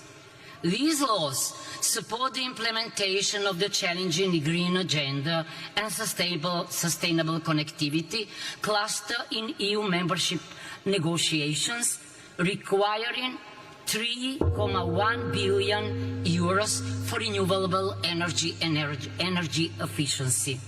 The Economic and Investment Plan and the Green Agenda for the Western Balkans provide funding for this. Regardless of progress in the EU accession process, countries should have ongoing access to climate action funds before membership. Esteemed Excellencies, we need a peace agreement, a natural contract, as Michel Serra would say, to stop treating nature as adversary and start treating it as partner. The Paris Agreement, the SDGs, and are the blueprint of that peace agreement, of that natural contract. Let's implement them in the line with the principle Pacta sunt servanda.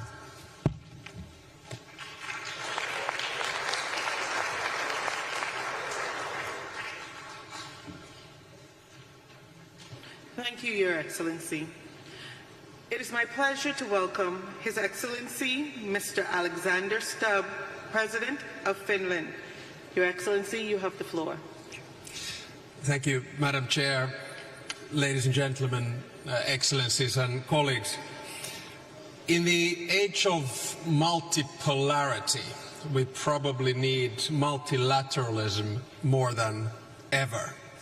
And I guess climate change is a litmus test for multilateralism. And the reason for that is quite simple. If we fail this test, efforts to address any kind of global challenges, say sustainable development, technology or demography, will all be in vain.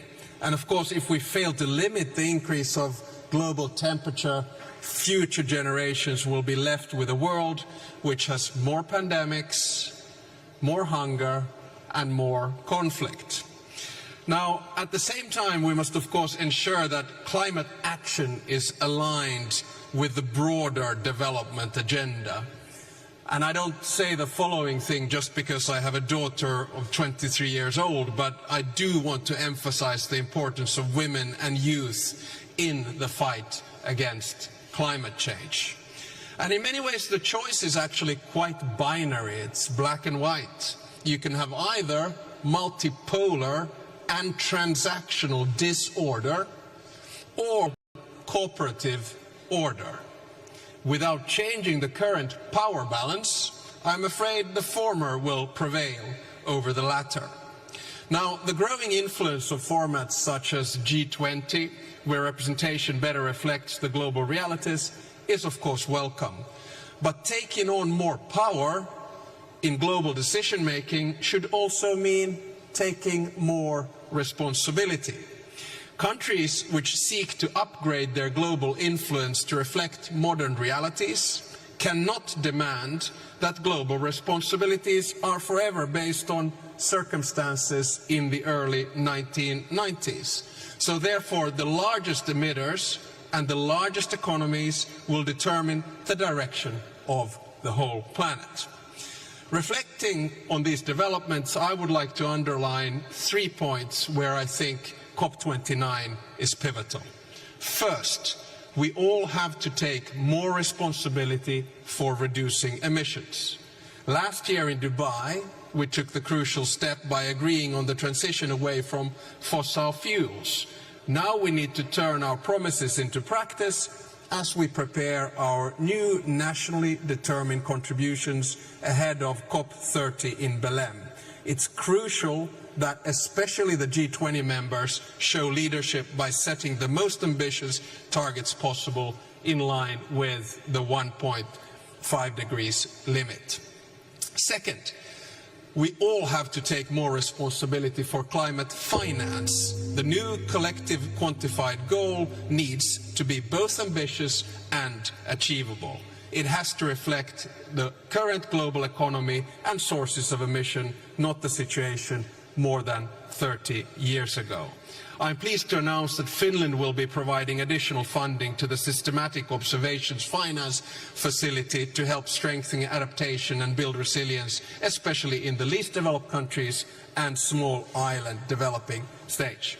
And let me conclude by saying that we actually need three things simultaneously.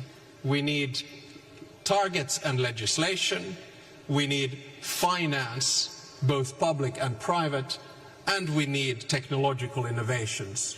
And the bottom line is that we need all three of them together. We cannot regulate ourselves out of this crisis, we cannot pay ourselves out of this crisis, but we can innovate ourselves from this crisis. Here in Baku, I'm really looking forward to explore all of these things achieved together. And whenever in the future I hear that gong, I shall take it as a symbol for the urgency we have to fight climate change. Thank you very much.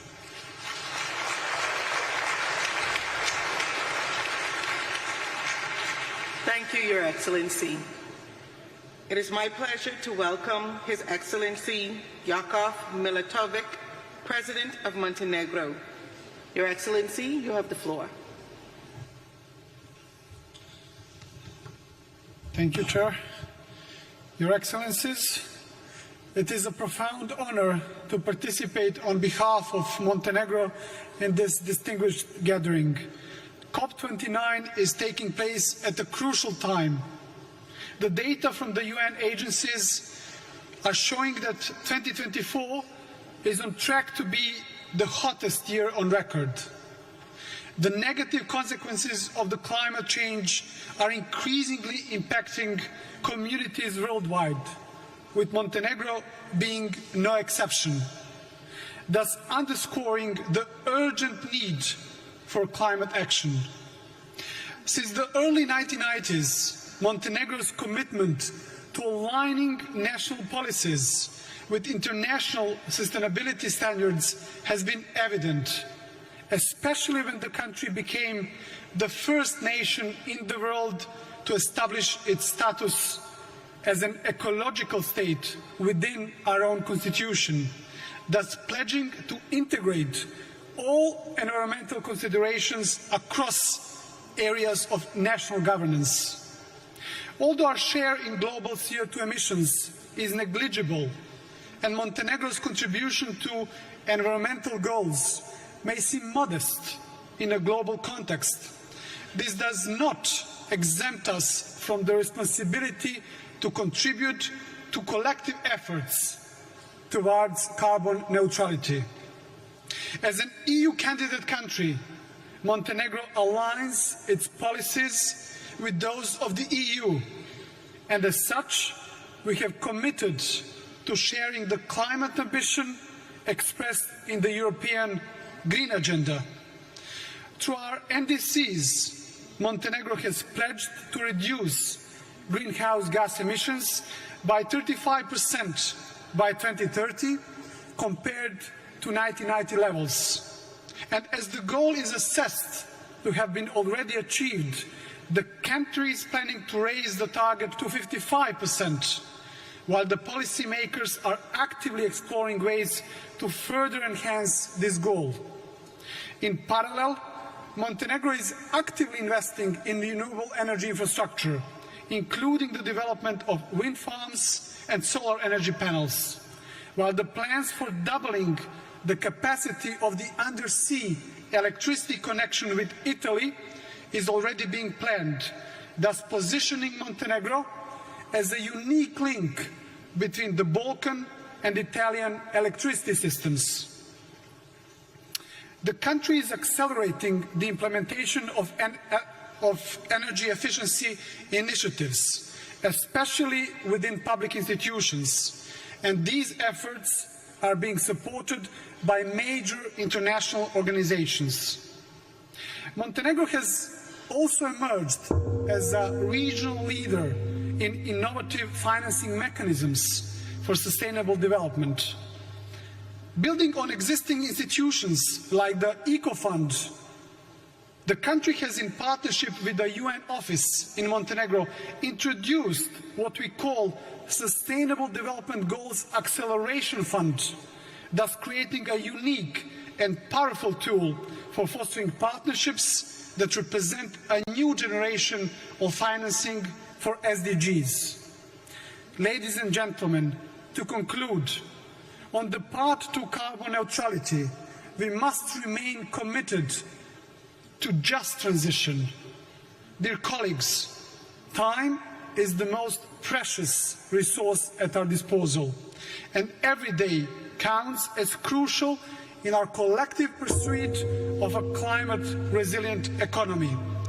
Collaboration is essential in this endeavor, so I urge us all to leave this event with a renewed sense of urgency and commitment. Thank you very much.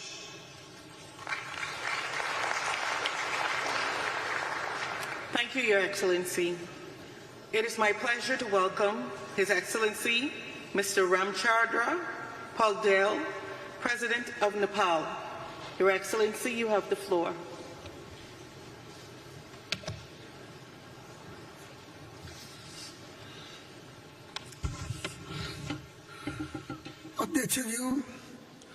Mr. President, Excellencies, distinguished delegates, ladies and gentlemen.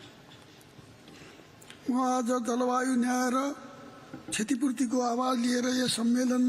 President, climate justice and climate finance, including reparations for loss and damage, are my paramount concerns today. Even though Nepal's carbon emission is negligible, we are suffering terrible consequences of global warming and climate change. In fact, we are reeling from some recent climate-related disasters, glacial lake outbursts, and devastating floods that caused damages worth tens of billions of rupees. The scale of destruction is so immense that recovery and reconstruction present a severe challenge given our limited resources and capacity. Climate change has affected the whole planet, but its impacts have been especially severe in poor, least developed nations and states. Mr. President, Nepal is committed to utilize natural resources sustainably and prudently. As we implement our ambitious emission reduction targets set out in the second NDC, contributing to the global well-being and protection of Mother Earth, we have increased forest cover and enhanced production and supply of clean energy, to mention a few of our efforts. But the challenges precipitated by global warming and climate change far exceed our capacity and resources to manage them. Mr. President, we are compelled to divert our bigger resources originally allocated for poverty reduction towards adaptation and mitigation, which is a grave injustice. Urgent implementation of polluters pay and compensate principle is critical, and they must also take responsibility for reducing emissions. While the pledges for climate funds have been insufficient to begin with, they have also remained unmet. It is even more distressing to note that the targeted communities do not receive the funds due to complicated processes. In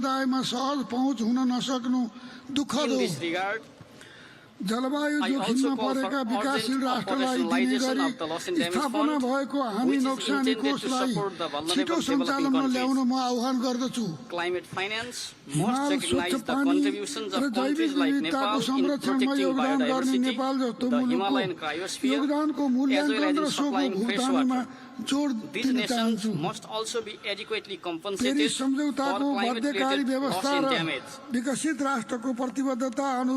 I also call for technology transfer and adequate capacity building grants in accordance with the Paris Agreement and the commitment of developed countries. Climate finance must be provided in the form of grants, and this should be disbursed through national treasuries to ensure effectiveness. Mr. President, the vast resources spent for the arms should instead be redirected for adaptation and mitigation efforts to protect human civilization and bequeath a habitable planet to future generations.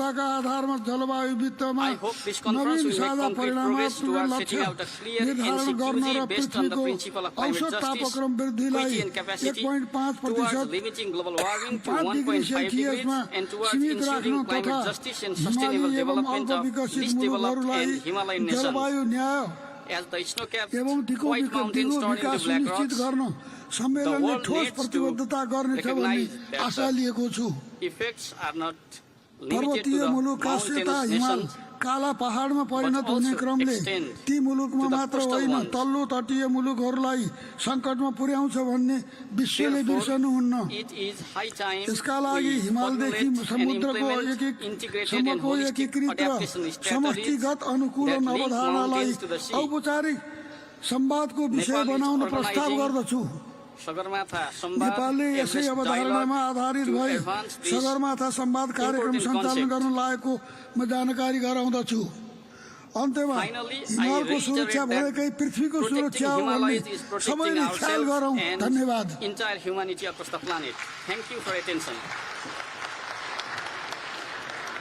Thank you, Your Excellency. It is my pleasure to welcome His Excellency Mr. Chandrika Prasad Santokhi, President of Suriname. His Excellency, you have the floor. Thank you, Madam President. Good afternoon. As President, I'm here today to inform the COP that my country, Suriname, a member of CARICOM, a carbon-negative nation, rich in natural resources, is on a path of sustainable green development strategy and is a determined advocate in the fight against climate change. Our vast forests, still covering 93% of our territory, act as a vital carbon sink, absorbing more carbon dioxide than our economy emits, and we are committed to stay carbon negative. CARICOM and CIS nations are facing the injustice of a crisis they didn't cause, a crisis they cannot solve alone, even with their best efforts to cut their emissions, which are now lower than 1%.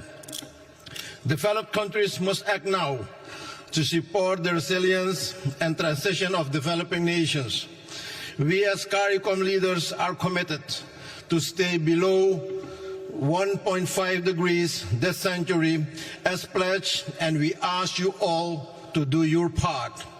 My country will continue to contribute to our green transition, adapt to climate impacts, and achieve our sustainable development goals through a green development strategy, leaving no one behind. A balanced and responsible exploitation of the oil and gas sector after the announcement of the FID recently will be an integral part of this strategy. Suriname's strong commitment to environmental leadership is evident through our leading position in the Environmental Performance Index in Latin America and being the first country to develop internationally transferred mitigation outcomes ITMOs. Madam President, most CARICOM states lack the financial capacity and resources to recover from escalating climate impacts. Outdated GDP-based criteria keep concessional financing out of the reach of many of us, despite adoption of the multidimensional vulnerability index at the United Nations. Yet international financial institutions have not implemented it.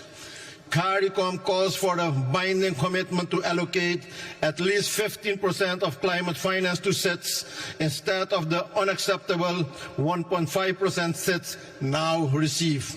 We call for easier, more tailored access to climate financing for SITs, including simplified applications, capacity building, direct funding, and affordable financing. Developed nations have a duty to support those less responsible and more vulnerable to climate change, requiring immediate action to correct this imbalance and climate injustice.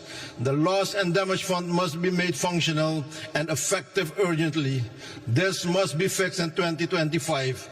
Without significant increases in climate finance, SITs cannot adapt the climate impacts or achieve sustainable development. Inaction threatens their very existence. Finally, Mr. President, it is time to take bold action now to help SITs confront the urgent threat of climate change. I thank you, and may God bless you all. Thank you. Thank you, Your Excellency. It is my pleasure to welcome His Excellency, Mr. Denis Bersirovic, Chairman of the Presidency of Bosnia and Herzegovina. Your Excellency, you have the floor.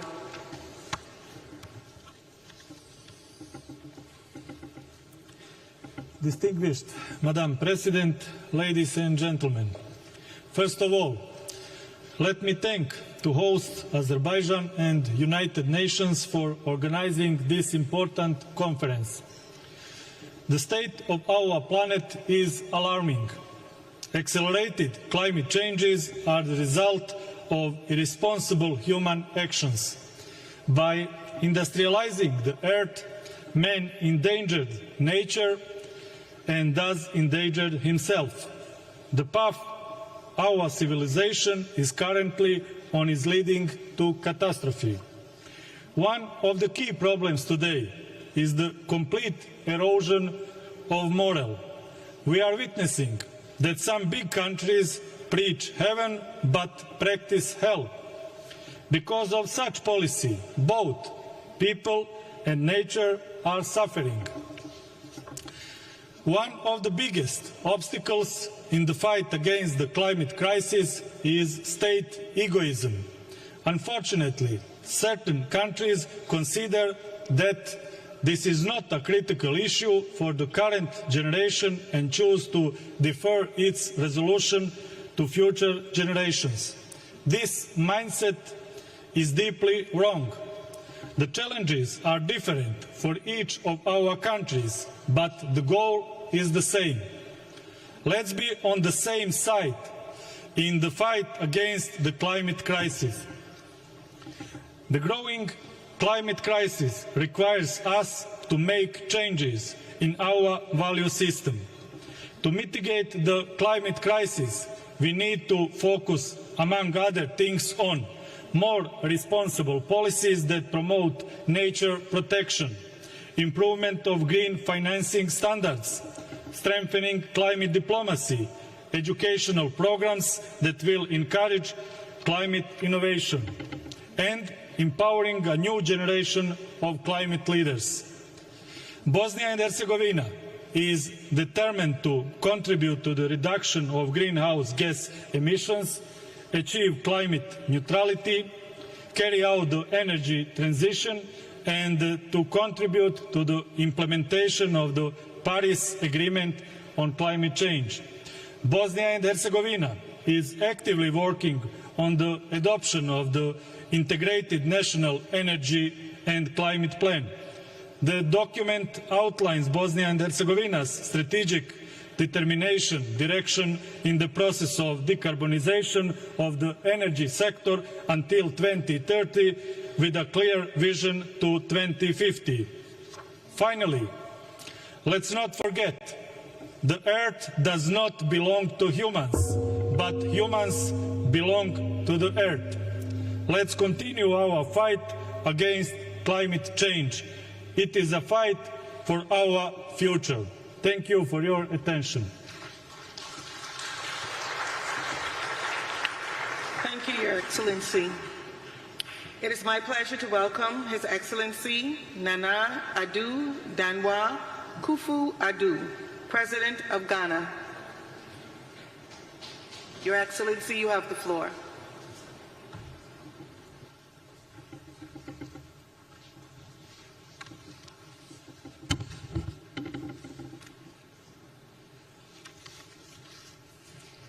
Chairperson, Excellencies, distinguished leaders, Ghana thanks Azerbaijan for her warm welcome and congratulates her for assuming the chairmanship of COP with dedication to our shared future, as I attend COP for the last time as President of the Republic of Ghana. Today we gather not merely as leaders or policymakers, but as individuals bound by our love for our lands and future generations. We're here to declare we stand in solidarity for a green world. For Ghana, climate change is real and immediate, affecting our farmers, coastlines, and communities.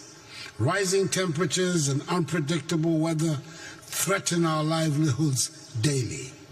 Yet we respond with resilience and commitment.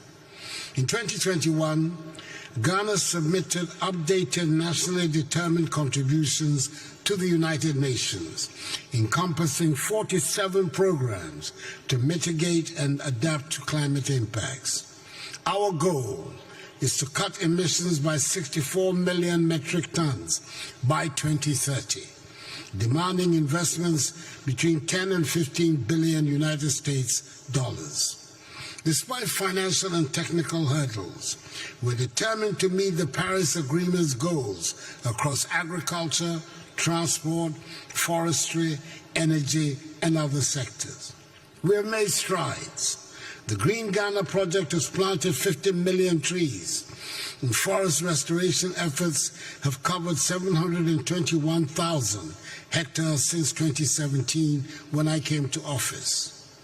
13 mitigation actions have cut annual greenhouse gas emissions by 43% since 2021. Ghana's national electric vehicle policy, backed by tax incentives, promotes sustainable mobility, and our energy transition framework steers us towards a green future. Through Article 6 of the Paris Agreement, Ghana has mobilized 800 million United States dollars by trading carbon credits with nations like Switzerland and Sweden. However, we cannot reach our climate goals alone. We call on our global partners to honor their commitments, ensuring accessible concessional financing for sustainable development in Africa without unsustainable debt. As a father and a grandfather, I question what we will leave behind. What world will we leave behind? Our children's future hinges on our decisions. That COP29 here in Azerbaijan mark a pivotal shift from dialogue to decisive action. Let us act boldly, showing future generations that we fought for them. Ghana stands united with the world for a green, resilient tomorrow. Madam Chair, thank you very much. Thank you, Your Excellency. It is my pleasure to welcome His Excellency Mr. Kurul Suk Akna, President of Mongolia.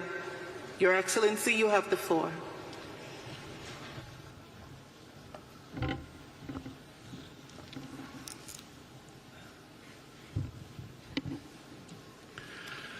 Бүгд найрамдах Азербайджан улсын ерөнхийлөгчийн ноён Исхам Алиев, Эрхэмүндэт нэгдсэн үндэсний байгууллагын ерөнхийлөгчийн жишгийн дарга Антонио Гутерриш, Эрхэмүндэт зочин төлөөлөгчид хатагтай ноёдоо. Байгалийн хүчин зүйл хүний үйл ажиллагааны сөрөг нөлөөгөөр дэлхийн уур амьсгалын өөрчлөлт хурцтай явагдаж, дэлхийн техникийн тогтвортой хөгжил, хүн төрөлхтний амьдрал сөргөөр нөлөөлж буй энэ цаг үед та бид улсын мандатаар хамтын хүчин чармаал үйл ажиллагаагаа улам эрчимжүүлэх шаардлага зүй ёсоор тавигдж байна.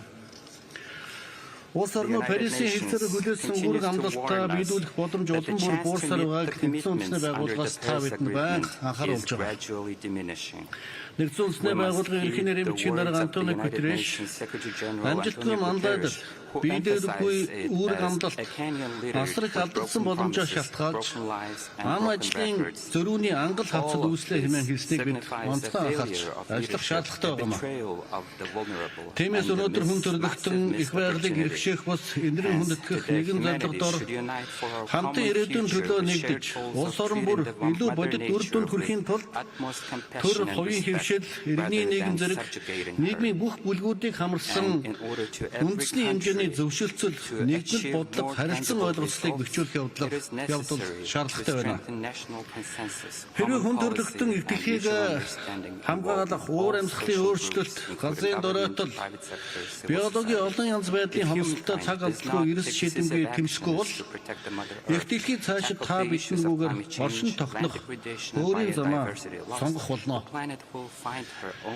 Их байгальтайгаа зүйс зохистой зэрэгцэн орчин хүн төрөлхтний оршин тогтчийн үндэс болгыг бид хизээч мартаж болохгүй.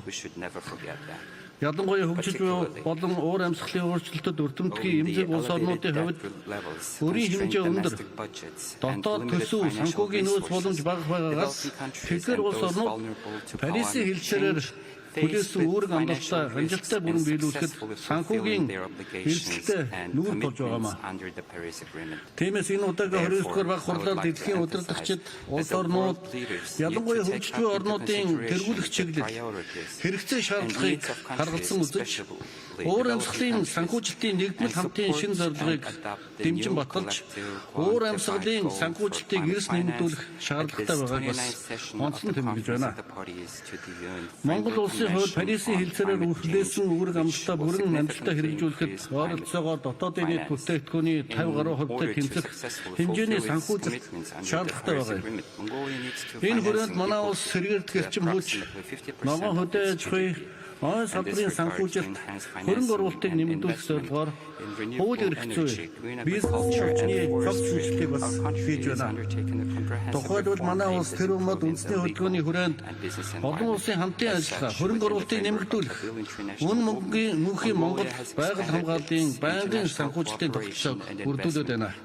Эрхэм хүндэт хурлын дарга Нэгдсэн үндэсний байгууллагын эмэгтэйчүүдийн байгууллагын судалгаагаар хэрв дэлхийн нийт уур амьсгалын өөрчлөлтийг сааруулах зорилготой хүрч чадахгүй тохиолдолд 2050 хүртэл 160 сая орчим охид эмэгтэйчүүд шинээр ядууралд өртөж 240 сая орчим охид эмэгтэйчүүдийн хүнсний аюулгүй байдал алдагдах эрсдэлтэй байгааг анхааруулсан байна. Тиймээс Монгол улс өнгөрсөн 8 дугаар сард Нэгдсэн үндэсний байгууллагатай хамтран дэлхийн эмэгтэйчүүдийн чуулган уулзалтыг ногоон ирээдүйн төлөө уран дор эх орондоо амжилттай зохион байгуулсан. Тогтвортой хөгжлийн ирээдүйн төлөөх Улаанбаатарын тунхлыг гарган уур амьсгалын өөрчлөлтөд тэмцэхэд эмэгтэйчүүдийн оролцоо мандатыг нэмэгдүүлэх зорилгыг эрхэм улс орнуудад дэвшүүлээд байна.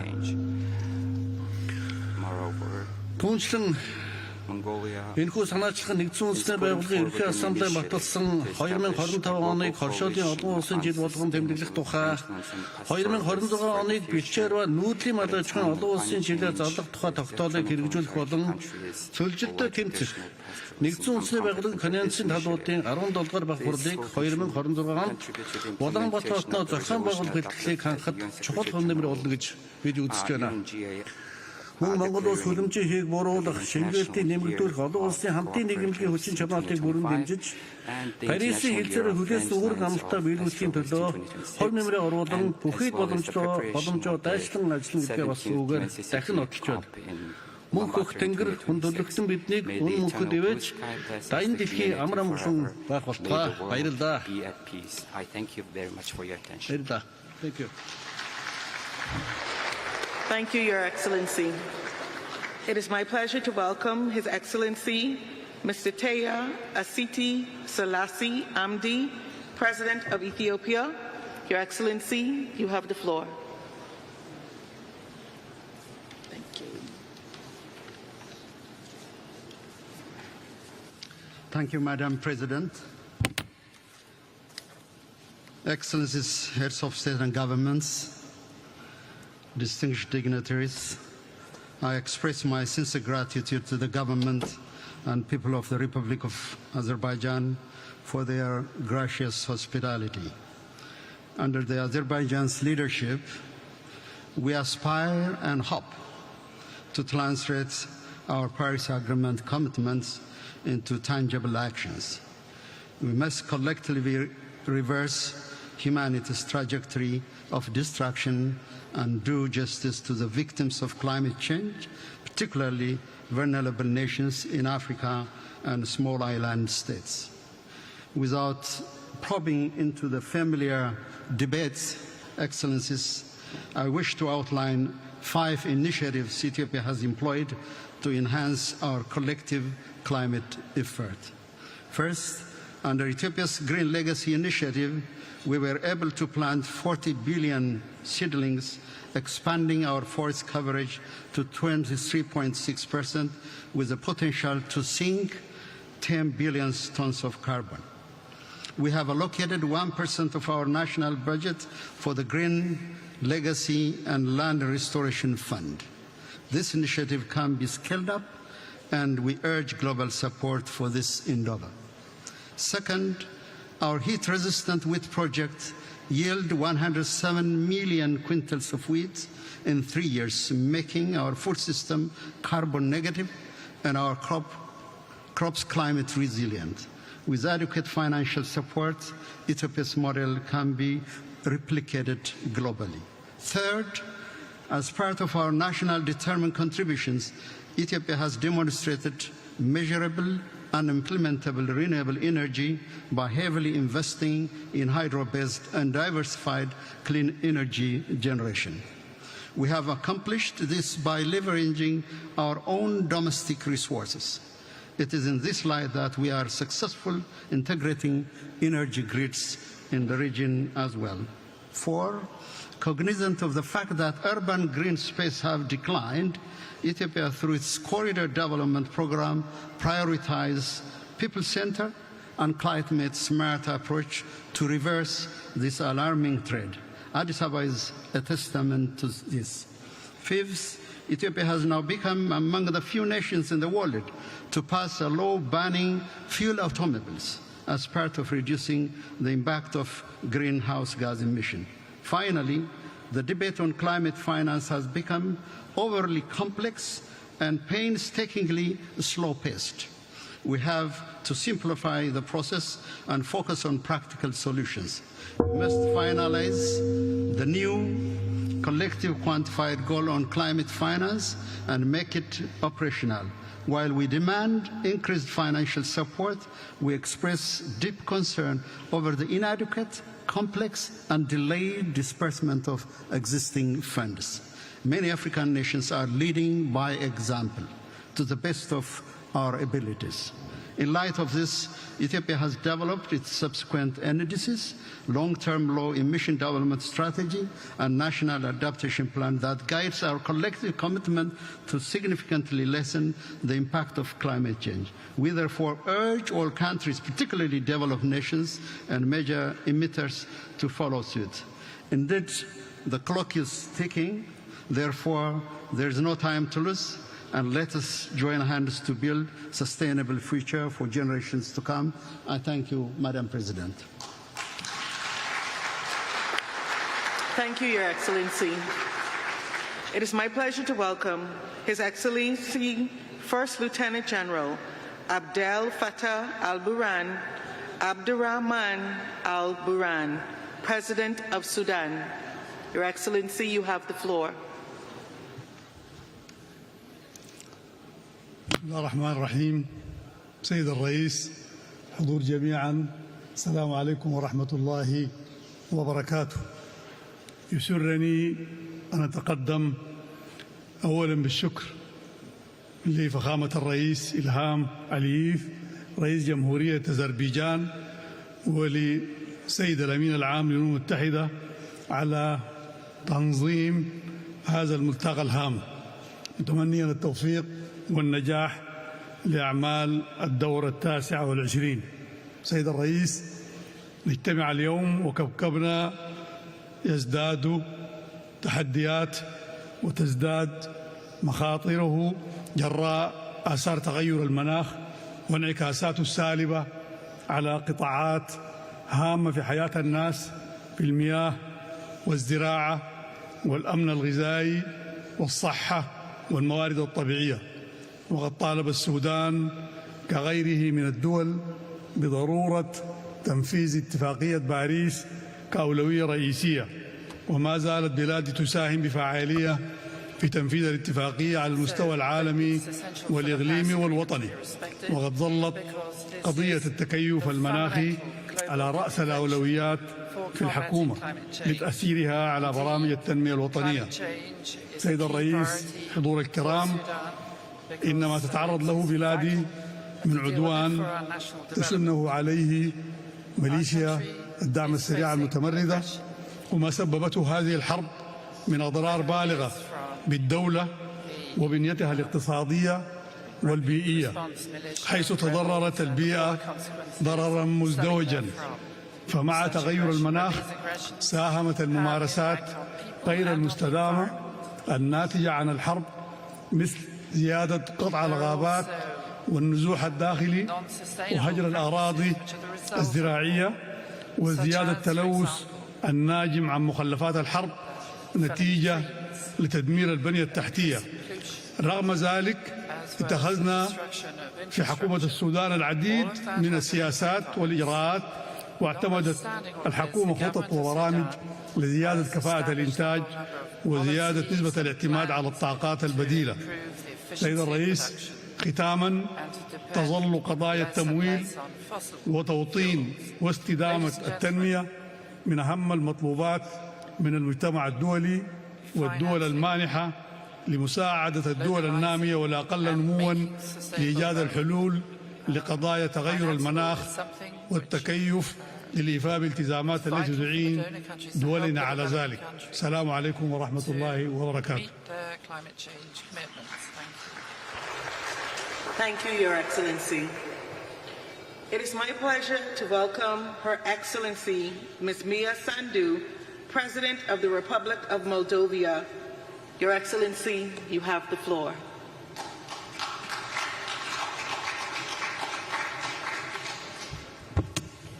Distinguished delegates, it's an honor to address you on behalf of the Moldovan people. My deep gratitude goes to His Excellency President Aliyev and the government of Azerbaijan for hosting COP29 in Baku. Ladies and gentlemen, Moldova exemplifies the injustice of climate change. While contributing a mere 0.03% of global emissions, we are Europe's most vulnerable country to climate impacts.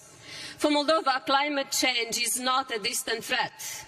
It is a present reality impacting our daily lives, economy, and especially our rural communities who depend on agriculture. Rising temperatures, prolonged droughts, and erratic rainfall are reducing yields in crops like wheat and corn, while Moldova's vineyards, central to our economy and heritage, face new challenges. Access to water is increasingly strained, affecting both agriculture and daily life. Small and developing economies worldwide share this burden, often lacking the resources to recover. This underscores the urgent need for an equitable, accessible climate finance system that prioritizes vulnerable nations and builds resilience. It's only fair that we count on support from major economies. To expedite climate action, existing funds and programs must also cut through the bureaucratic delays, which can span years. In Moldova, we're doing our part. Despite multiple crises due to Russia's brutal war against Ukraine, which impacts our economy significantly, we launched a national afforestation program, an effort to expand forest cover by 5%, showing our commitment to a greener future. Despite limited resources, we pursue this goal for the health of our planet and future generations, improving air quality, biodiversity and land. The recent global energy crisis spurred us into swift action. We're reducing consumption through energy efficiency and expanding renewables. Yet, afforestation and decarbonization are costly, and with greater support, we could accelerate this existential work. Ladies and gentlemen, time is running out. Global warming won't wait until other crises are resolved. History will judge us if we fail to act, risking vast areas of our planet becoming unlivable. Our solidarity today will shape the Earth's future. Thank you. Thank you, Your Excellency. It is my pleasure to welcome His Excellency, Mr. Geraldo Alckmin, Vice President of Brazil. Your Excellency, you have the floor.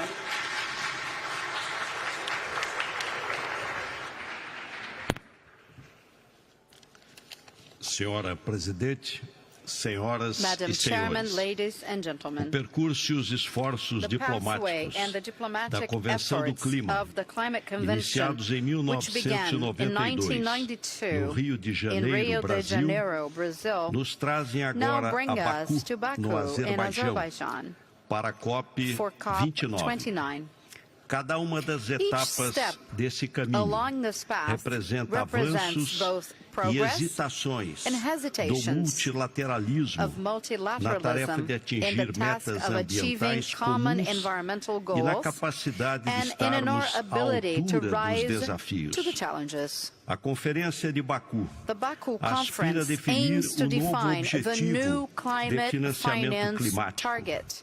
Este The objetivo new deve ser financial ambicioso, target must be de ambitious modo a limitar o aumento in da a way as to temperatura limit the a temperature increase to 1,5 graus 1.5 Celsius. degrees Celsius. Baku tem também o Baku desafio also has the de challenge finalizar as to negociações conclude do mercado carbon de market carbono negotiations e orientar o and lead caminho the way para a for the implementação dos implementation compromissos of the históricos historic commitments atingidos na achieved during COP28, COP28, em in particular sobre particular energia about e energy and florestas. forests. O Brasil é reconhecido Brazil is como uma recognized potência as an ambiental environmental e powerhouse, também líder but also na a leader segurança in food alimentar. security.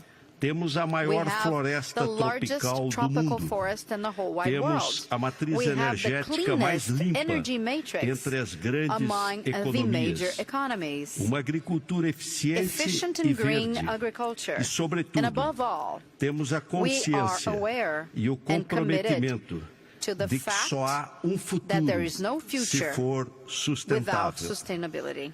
Estamos We implementando are o Plano implementing Clima, the climate que servirá plan, como which guia will serve as a da guide política for Brazilian climática climate brasileira policy até until 2035. 2035.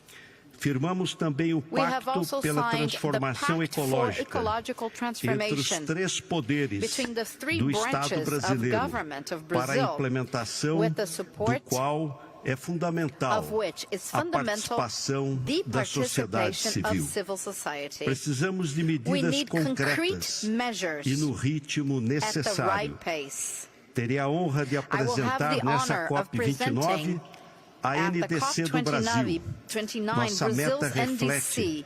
nossa mais Our alta target ambição, reflects our highest a ambition redução de to reduce emissões emissions de até by up to 67% até by 2035, 2035, comparada ao ano compared de to the year of 2005. 2005. Ambiciosa, certamente, Certainly ambitious, mas também but factível. also feasible. Para isso, entretanto, To do this, precisaremos however, we will juntos need to work together assegurar as to condições e ensure meios the appropriate de conditions and means implementação of adequados. implementation. Nossa NDC Our NDC é muito mais is do que much more than simplesmente uma simply meta de an redução emissions reduction de emissões target para for 2035. 2035. Ela reflete a visão de vision of a país country que se volta that para o looks to the futuro future e que and está is determinado determined to be a ser protagonista da in nova the new economia global, global economy com energias with renewable renováveis, energy, combate à fighting desigualdade inequality, e comprometimento and commitment com o to desenvolvimento sustainable sustentável. development. O sucesso da The success of COP29 COP29 é parte is fundamental fundamental para o to the sucesso da success of COP30, COP30, que teremos o orgulho de sediar em Belém, no Brasil, e também para a resposta global à mudança do clima.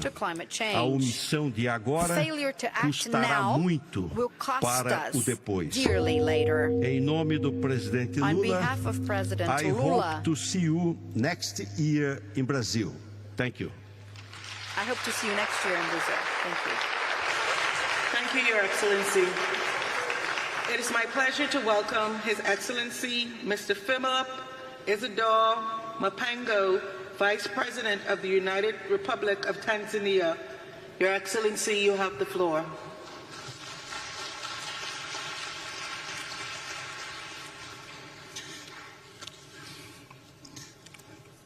Madam Chair, Excellencies, distinguished delegates, here we are yet for another COP, dubbed as a finance COP, where we need to work together in solidarity for a green world.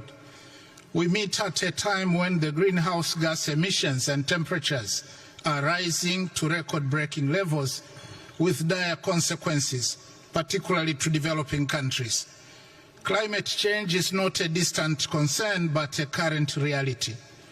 The last few weeks have seen catastrophic flooding in Spain, devastating fires in the Amazon, and torrential rains displacing millions in South Asia. My country has also not been spared by such catastrophic events, and they are costing us 2 to 3% of our GDP lost annually.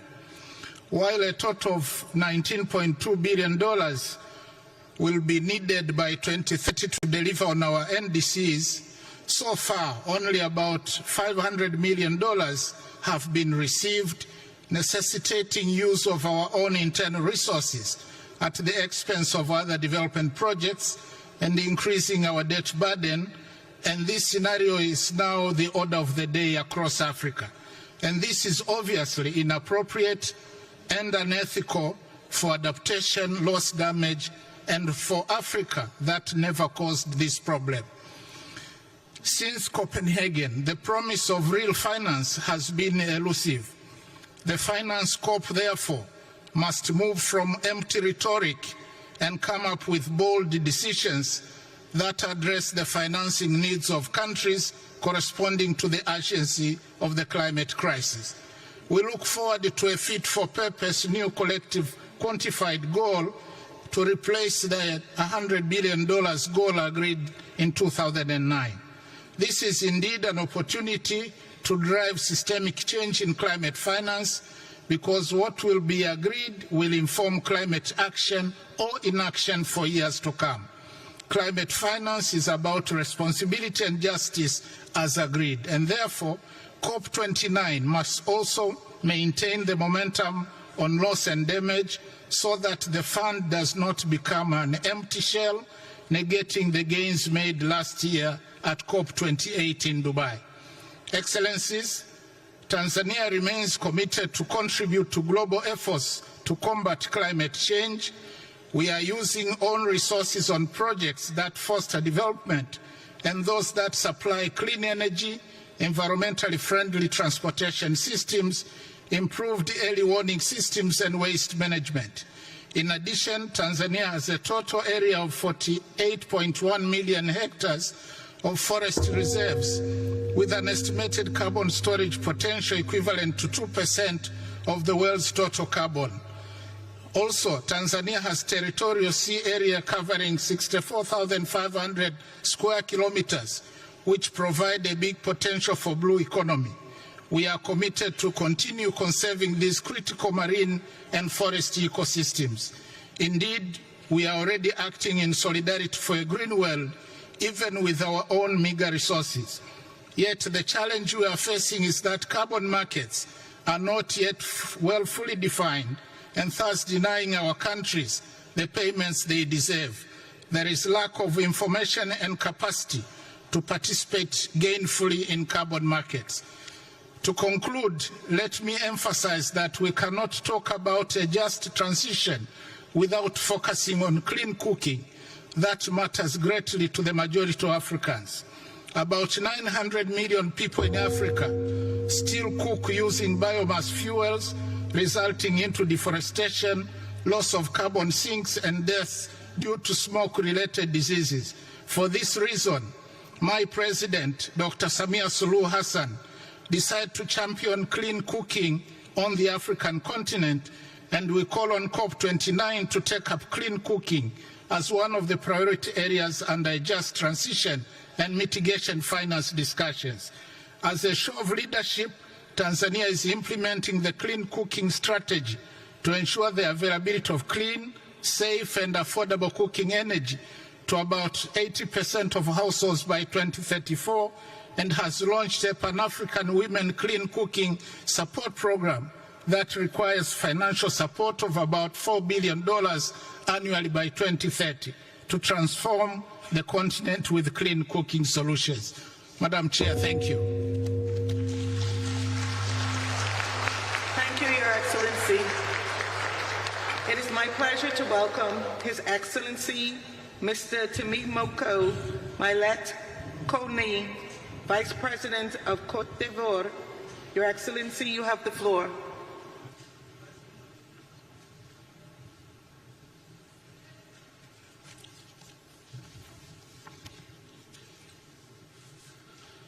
Madame la Présidente, Excellences, Mesdames et Messieurs, notre rencontre de ce jour se tient dans un contexte où la crise climatique a atteint un niveau d'urgence sans précédent. Le dernier rapport des Nations Unies sur le climat est alarmant. Notre planète se réchauffe à un rythme inquiétant qui nous éloigne de l'objectif de 1,5 degré Celsius fixé à Paris. L'humanité est à un tournant décisif et nous devons agir rapidement et collectivement pour faire face aux phénomènes climatiques de plus en plus destructeurs. Aucun pays ne semble d'ailleurs épargné. En Côte d'Ivoire, les actions audacieuses sont en cours. Sans ces actions, notre PIB pourrait baisser de 13% d'ici 2050 et près de 2 millions d'Ivoiriens pourraient basculer dans l'extrême pauvreté. Il est clair que les conséquences économiques, sociales et sanitaires seront inévitables si nous demeurons passifs. C'est pourquoi, sous le leadership de son Excellence M. Alassane Ouattara, président de la République de Côte d'Ivoire, notre pays a pris des mesures fortes qui confirment notre engagement dans la mise en œuvre de l'Accord de Paris. Cette année, nous avons conclu avec le Fonds monétaire international la facilité pour la résilience et la durabilité et exploré, en collaboration avec de nombreux partenaires, dont la Banque mondiale, des solutions de financement innovantes. Parallèlement, nous avons renforcé notre gouvernance en créant une commission nationale sur les changements climatiques et un bureau du marché du carbone. Nous avons ainsi adopté un projet de loi sur le climat. Aujourd'hui, la Côte d'Ivoire est prête à intégrer le marché international de carbone avec des réductions d'émissions de haute intégrité liées à la préservation forestière. Excellences, Mesdames et Messieurs, nous devons nous rendre à l'évidence. Les drames liés au climat, ainsi que la disparition rapide de la riche biodiversité de notre planète, menacent fortement notre avenir commun. Face à la gravité de cette situation, la Côte d'Ivoire appelle au respect des engagements pris lors des de la COP28 et lors des conférences précédentes, notamment l'abonnement des fonds pertes et dommages et la mobilisation des ressources attendues par l'Afrique et les pays en développement pour mieux s'adapter au changement climatique. Mais au-delà, les grandes économies doivent réduire drastiquement leurs émissions de gaz à effet de serre pour faciliter l'accès aux technologies climatiques et accélérer le financement de la transition énergétique des pays en développement. L'Afrique, qui fournit l'essentiel des matières premières stratégiques, doit légitimement bénéficier des ressources suffisantes pour financer sa transition énergétique sans s'endetter davantage. Mesdames et Messieurs, cette conférence se doit d'être plus que jamais à la hauteur des attentes des populations du monde. À cet effet, les pays développés ont l'impérieux devoir de rehausser leur action en faveur du climat. Ils doivent trouver un accord plus ambitieux avec les pays en développement, basé sur un nouvel objectif de financement climatique, tenant compte des besoins spécifiques légitimes des régions les plus vulnérables aux effets de réchauffement. Le lourd tribut payé par nos populations face aux drames climatiques de plus en plus violents recommande que nous puissions dépasser nos divergences et nous accorder sur des financements urgents, indispensables pour parvenir à des solutions pérennes. Faisons ensemble que cette COP29 soit un tournant décisif en forgeant un consensus exemplaire sur ces grands enjeux pour protéger notre planète et assurer un avenir durable aux générations futures. Je vous remercie. Thank you, Your Excellency. It is my pleasure to welcome His Excellency Mr. Hamid Abdullah Afi Didi, Vice President of the Seychelles. Your Excellency, you have the floor.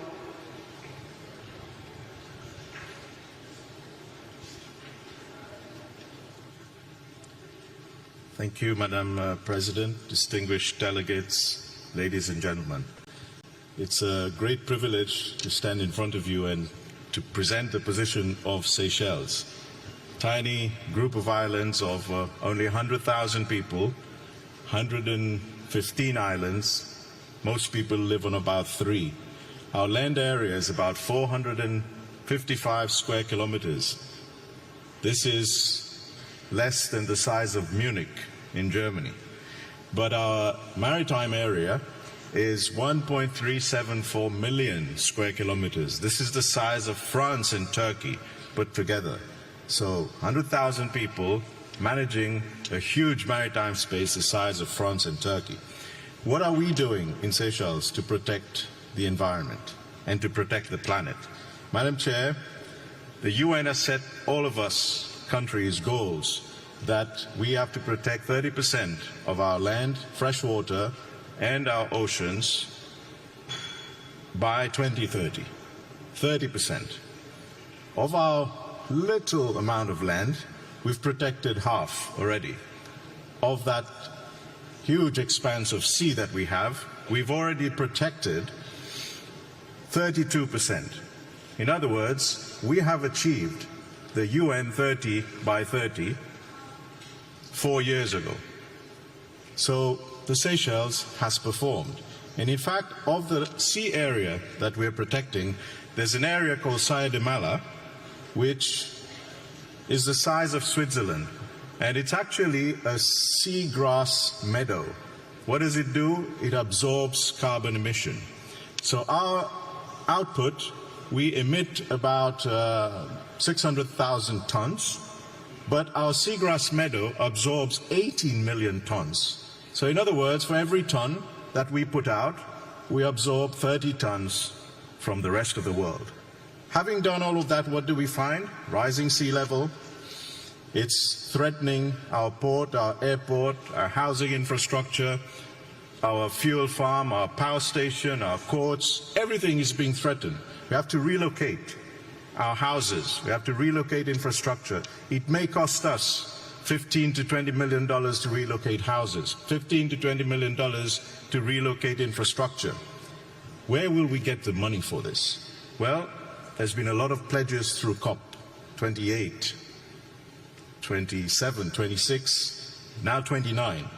And adaptation fund, the loss and damage fund, $700 million.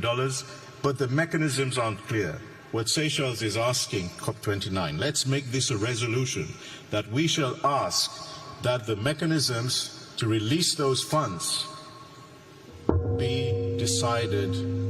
Just like the gong just went now, if this could have been done every time it made a boom, we could have released $1 million.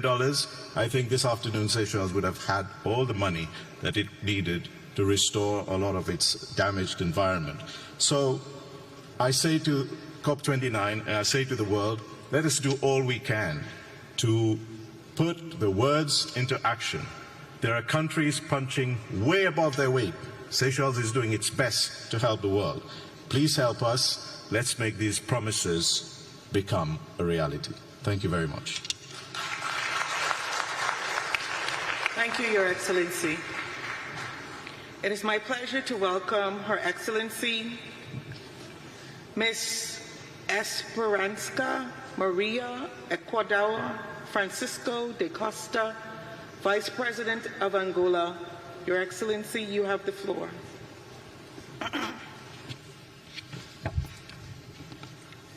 Thank you. Excelências, chefes de Estado e de Governo, minhas senhoras e meus senhores, é com a mais elevada honra que me dirijo às distintas delegações presentes à 29ª Conferência das Partes da Convenção Quadro das Nações Unidas sobre as Alterações Climáticas, apresentando os cumprimentos de Sua Excelência João Manuel Gonçalves Lourenço, Presidente da República de Angola, a quem tenho a honra de representar neste evento. Permitam-me agradecer a Sua Excelência Ilham Aliyev, Presidente da República do Azerbaijão, pela hospitalidade nesta linda cidade de Baku. Saúde igualmente o Secretariado pelo árduo trabalho e diálogos mantidos que têm permitido aproximar a importância dos marcos globais assumidos desde a assinatura do Acordo de Paris e das conferências já realizadas. Nesta conferência, precisamos de proteger os progressos alcançados na COP28 e converter os compromissos assumidos em ações concretas. Só poderemos cumprir os objetivos do Acordo de Paris se todos os países dispuserem dos meios para acelerar as medidas de atenuação às alterações climáticas e de adaptação. Consideramos fundamental envidar mais esforços para aumentar rapidamente o financiamento da adaptação e fazer com que os mercados internacionais do carbono funcionem para todos. Criar mecanismos para acompanhar e garantir que os fundos prometidos sejam cumpridos, bem como operacionalizar plenamente o Fundo de Perdas e Danos, identificando mecanismos de acesso simplificados e eficientes para financiamento aos países em desenvolvimento, que são os mais afetados pelos impactos climáticos. Minhas senhoras e meus senhores, a República de Angola, à semelhança de outros países da região africana, tem vindo a enfrentar desafios diversos, gerados por impactos significativos das alterações climáticas. A Estratégia Nacional para as Alterações Climáticas até 2035 integra, por isso, questões sobre as alterações climáticas de forma transversal nas políticas nacionais, bem como o financiamento, a melhoria da pesquisa, a observação e a análise dos cenários climáticos, de modo a identificar os múltiplos perigos e partilhar dados para responder aos diferentes problemas ligados às alterações climáticas, incluindo as migrações forçadas. A seca e a desertificação no sudoeste de Angola continua a ser a principal preocupação do governo, pois tem-se refletido negativamente nas comunidades e nos programas de desenvolvimento. Angola continua a implementar o programa de combate aos efeitos da seca na região sul de Angola, com a construção de novas barragens. Visamos promover o desenvolvimento agropecuário, o fortalecimento da segurança alimentar, conferindo maior resiliência às comunidades. Por outro lado, está em curso o Plano Nacional de Adaptação às Alterações Climáticas e em revisão a NDC para 2025, que concentrar-se-á nos setores de transporte e energia. Destacamos os esforços para o fortalecimento da matriz energética nacional com energias renováveis, contribuindo atualmente com 66% de energia proveniente de projetos fotovoltaicos e hidroelétricos, que se prevê escalar os 72% até ao final de 2027, refletindo o compromisso em abordar a poluição, a redução da emissão e promover uma transição para uma economia de baixo carbono.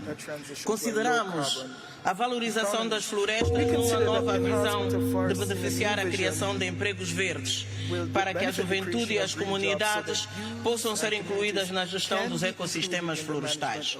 Continuamos a envidar esforços para o aumento das áreas de conservação terrestre e iniciamos um vasto programa de identificação de zonas marinhas ecologicamente significativas que permitirão a criação de redes de áreas marinhas protegidas, fator-chave no desenvolvimento da economia azul. Assim, temos concebido estratégias, programas e projetos diferenciados para intensificar os compromissos globais em relação às metas climáticas e, simultaneamente, garantir a melhoria das condições de vida das populações, reduzindo a pobreza e propiciando um ambiente de harmonia na região da África Austral, através da cooperação profícua por via da gestão partilhada de recursos hídricos transfronteiriços. Minhas senhoras e meus senhores, as nossas perspectivas não poderão ser alcançadas com tensões e conflitos que emergem no contexto internacional.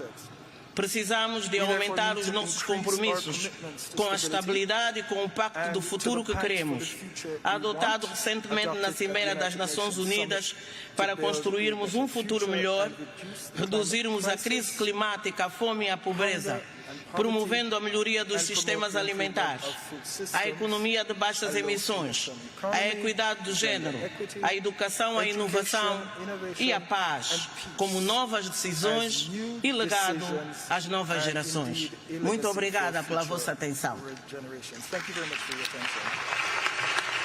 Thank you, Your Excellency. It is my pleasure to welcome His Excellency Mr. Abdallah Al-Amini Bazwa, Vice Chairman of the Presidential Leadership Council of Yemen. Your Excellency, you have the floor.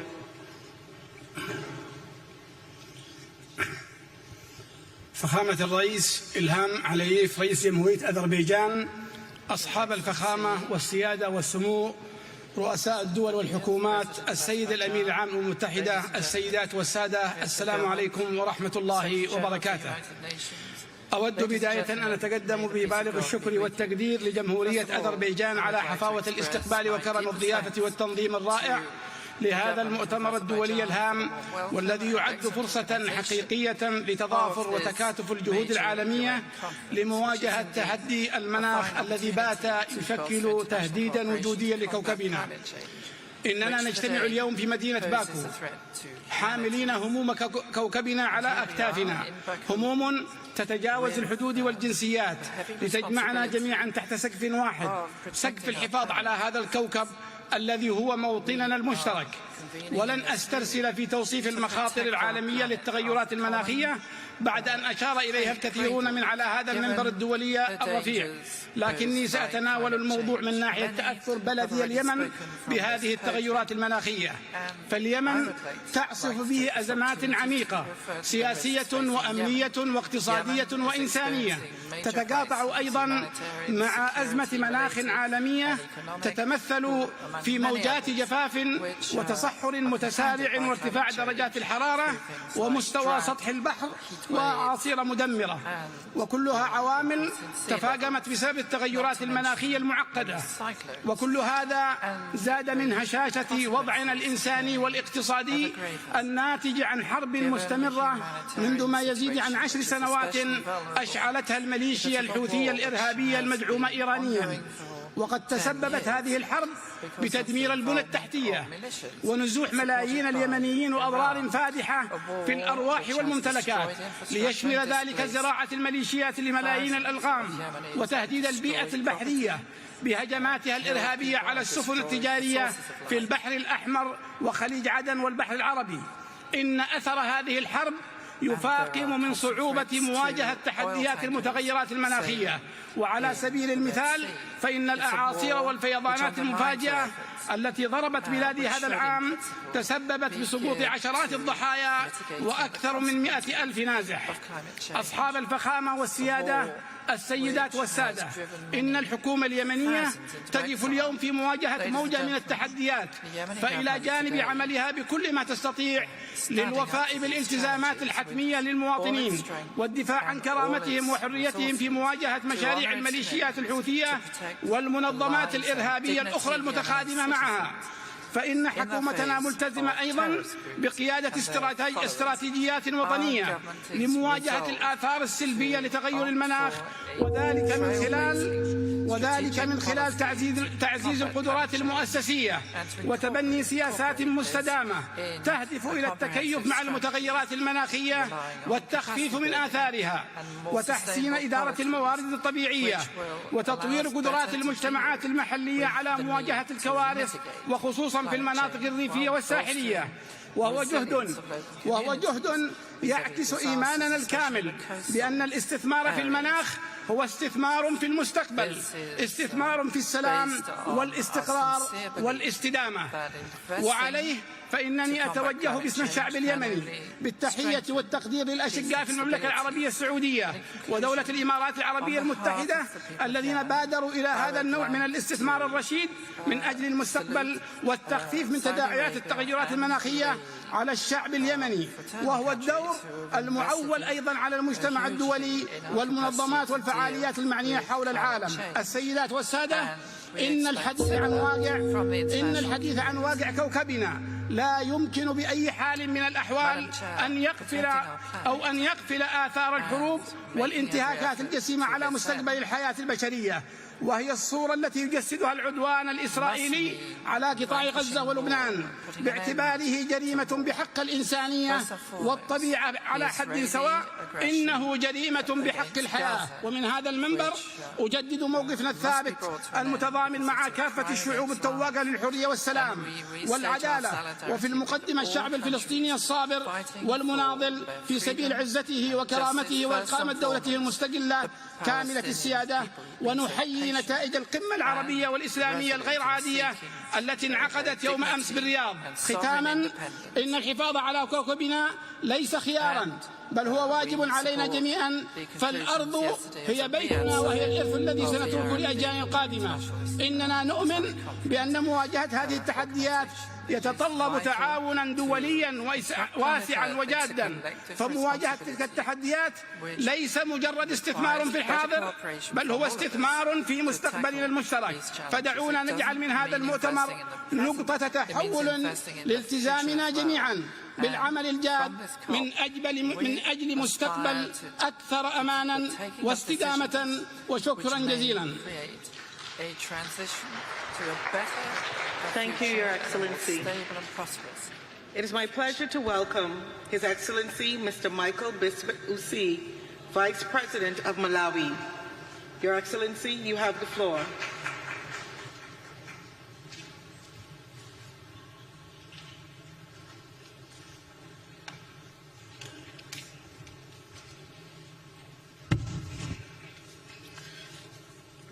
Madam Chair, Your Excellencies, I bring to you greetings from the President of the Republic of Malawi, Dr. Lazarus Makafe Chakwera, and the people of Malawi. It is an honor for me to join you here today in Baku at this COP29 summit. This gathering is a powerful reminder of our collective duty. The duty is to secure a healthy, resilient, and sustainable planet for generations to come. Your Excellencies, I'm also profoundly honored that at this conference I am wearing two hats, representing my country, Malawi, as well as the voices of 45 other nations in the least developed countries group. Excellencies, in Malawi, the climate change is not a distant abstraction. We see its effects firsthand, and we feel its impact each day. Devastating floods, prolonged droughts, and unpredictable weather patterns continue to disrupt lives, destabilize livelihoods, and threaten the well-being of future generations. For a country like Malawi, the consequences are not only economic, but also deeply inhumane. The catastrophe comprises food security, public health, and infrastructure development, exacerbates poverty, and undermines our hard-won development gains. However, in all these hardships and obstacles we are facing, Malawi remains steadfast in its commitment to climate action. Yes, as we said, we are a small country with a big heart, the big heart to surmount our hardships. Through our national determined contributions, we have committed to ambitious targets for reducing greenhouse gas emissions, enhancing climate resilience, and transitioning to sustainable energy sources. Yes, with adequate resources and partnerships, we believe these targets can transform our communities, strengthen food security, and empower our people to thrive in the face of climate changes. Your Excellencies, like I said earlier, that I am also speaking on behalf of all least developed countries. I would like to make the voice louder that the hour for change is now. COP29 is not simply a conference, it is a call to action, a defining moment for our collective future. This conference follows a landmark decision and a global stake we made last year in Dubai, which reinforced that we must do more and we must do it with great resolve. As LDC's community, we call out upon all the parties to implement the recommendations from the global stock tech, particularly enhancing climate finance, accelerating clean energy transitions. We must collectively accelerate our transition to renewable energy and reduce dependency on fossil fuels. Strengthening adaptation, prioritizing loss and damage. This fund must be designed to directly benefit those who have suffered the most and with flexibility to meet the specific needs to each affected nation. I thank you all. Thank you, Your Excellency. It is my pleasure to welcome His Excellency Mr. Jeremiah Kapang Young, Vice President of Liberia. Your Excellency, you have the floor.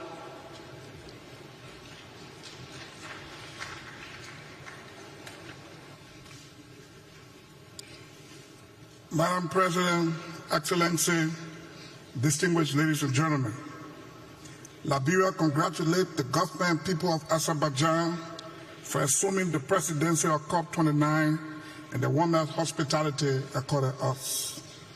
I bring you greetings from Excellency Joseph Yuma Boakai, Senior President of the Republic of Liberia. Madam President, Excellency, we have gathered here in Baku to deliberate on issues of climate change and global challenges that continue to undermine national development. This year, we witnessed most of our lowlands being flooded, giving rise to loss of lives, destruction of property, and displacement of people. This is why COP29 must set the basis for loss and damage fund. We need a simple but accountable process that avoids unnecessary bureaucracy. Liberia calls for a stronger cooperative action and decision on Article 6.2, 6.4, and 6.8 at COP29, consistent with the African Group position in operationalizing carbon market and non-carbon credit mechanism.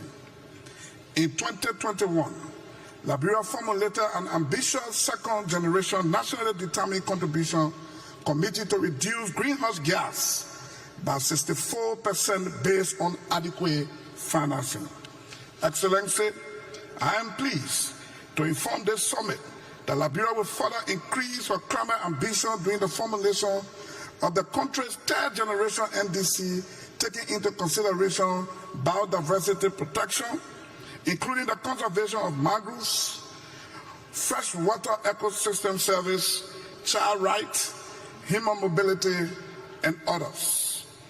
This means the issue of climate finance will be an integral part of the country's third-generation NDC. Therefore, I call on developed countries to increase their contribution in fulfilling the new collective quantified goal on climate financing. Madam President, Excellency, Liberia has established a national climate laboratory at the University of Liberia. This learning center is intended to build the human resource of the country in addressing climate challenges at the national level. To conclude, humanity has faced numerous problems in the past, but it is collective efforts that have kept us going. This is our time. If we hold together and speak with one voice, holding each other accountable in a fair and equitable manner, We will fight the nightmare of climate change and global warming, and we will succeed. I thank you. Thank you, Your Excellency. It is my pleasure to welcome His Excellency, Mr. Prosper Bazuma Banza, Vice President of Burundi. Your Excellency, you have the floor.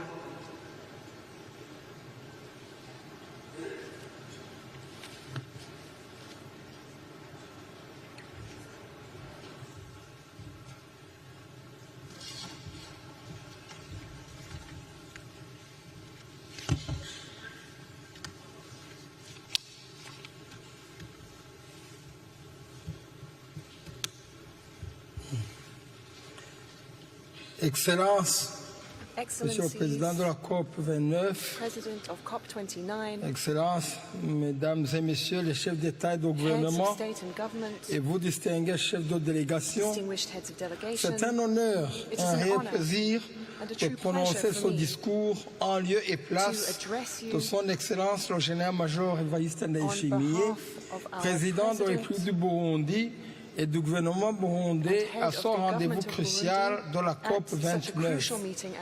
Mais avant tout propos, permettez-moi d'apprécier à juste titre l'accueil chaleureux dont nous avons fait l'objet moi-même et ma délégation par le gouvernement d'Azerbaïdjan.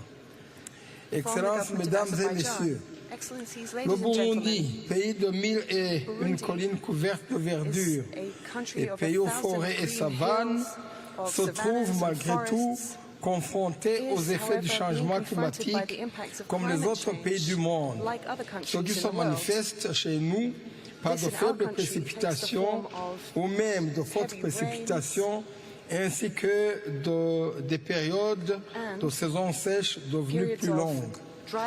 Le Burundi s'est fermement engagé aux côtés des pays signataires de l'Accord de Paris à travers le document de contributions déterminé au niveau national qui serait fait sur le plan national de développement du Burundi 2018-2027. À travers ce document, le gouvernement burundais vise que les écosystèmes puissent s'adapter naturellement au changement climatique. Des actions prioritaires d'adaptation et d'atténuation des effets dus au changement climatique dans toutes les politiques et plans sectoriels sont prises en compte par une approche multisectorielle. Et ici, vous me permettrez de ne citer qu'un programme, en l'occurrence celui de la mise en œuvre de la reforestation de tout le pays dans un vaste programme national de plantation d'arbres dénommé Ewe Burundi Urambaye en français au Burundi, pays devenu plutôt vert. Pour mieux opérationnaliser et rendre durables ces programmes, des outils de planification et de suivi ont été développés. De plus, de vastes programmes de cours environnementaux ont été intégrés dans les programmes d'enseignement à tous les niveaux du primaire jusqu'à l'enseignement supérieur. Le Burundi s'aligne à la position commune des pays du continent africain AGN, c'est que celle des pays les moins avancés. Et ce qui est en conformité avec l'agenda 2030, ainsi que la vision d'un Burundi émergent en 2040 et développé en 2060. Excellences, Mesdames et Messieurs, le Burundi voudrait saisir cette occasion pour demander aux parties impliquées dans la mise en œuvre de l'Accord de Paris de s'acquitter de leurs engagements de soutenir les pays plus exposés aux impacts du changement climatique, dont le Burundi. En conclusion, nous voudrions interpeller les mécanismes financiers à mettre en place des processus simplifiés permettant l'accès facile aux fonds de financement climatique afin que les pays les plus vulnérables puissent faire face le plus rapidement possible aux effets du changement climatique. Je vous remercie de votre aimable attention. Thank you, Your Excellency. It is my pleasure to welcome His Excellency Mr. Pedro Sanchez Perez Castern, President of the Government of Spain. Your Excellency, you have the floor.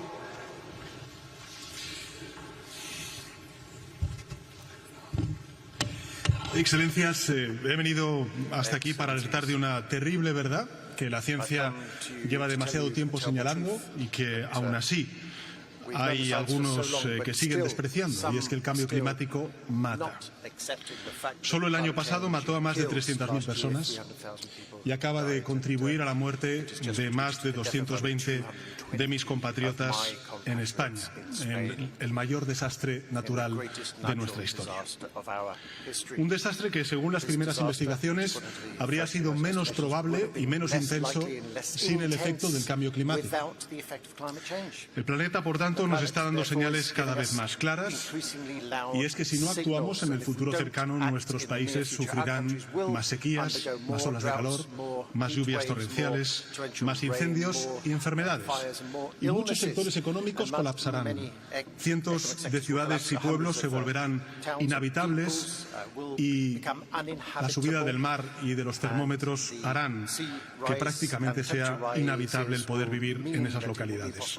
Esta amenaza existencial es ya evidente para cualquiera. Ha pasado de los artículos académicos a nuestras televisiones y ventanas. Pero aún así, en este momento tan crucial para la humanidad, estamos viendo a muchos gobiernos titubear, frenar el paso cuando se necesita avanzar más rápido, o incluso negar la evidencia, darse la vuelta y caminar hacia atrás, volviendo al petróleo, a los vehículos de combustión, a la desregulación, solo para que los ricos sigan siendo más ricos, aun a sabiendas de que esa fórmula nos conducirá a todos al desastre. Y por tanto no podemos permitirlo. Sabemos cuál es el problema, también sabemos qué tenemos que hacer para resolverlo. No necesitan medidas drásticas, no tenemos que renunciar a la abundancia ni volver a la edad de piedra. Tenemos que transformarnos. Tenemos que cambiar la forma en la que nos movemos, generamos riqueza y nos relacionamos con el planeta. Tenemos que innovar, tenemos que descarbonizar, tenemos que emplear nuevos materiales y procesos, impulsar la circularidad, adaptar nuestras ciudades, nuestros campos, infraestructuras, para que sean más resilientes a las nuevas realidades climáticas. Por tanto, no se trata de decrecer, sino de crecer de una manera distinta, más sostenible y, por tanto, más responsable. Lograrlo no va a ser fácil, pero es posible. Y lo sé porque lo dice la evidencia. Porque, por ejemplo, en mi país, en España, ya lo estamos haciendo. En los últimos años hemos convertido la transición ecológica en una fuente de modernización y de prosperidad. Hemos reducido en un 40% nuestras emisiones y nuestro consumo de recursos naturales.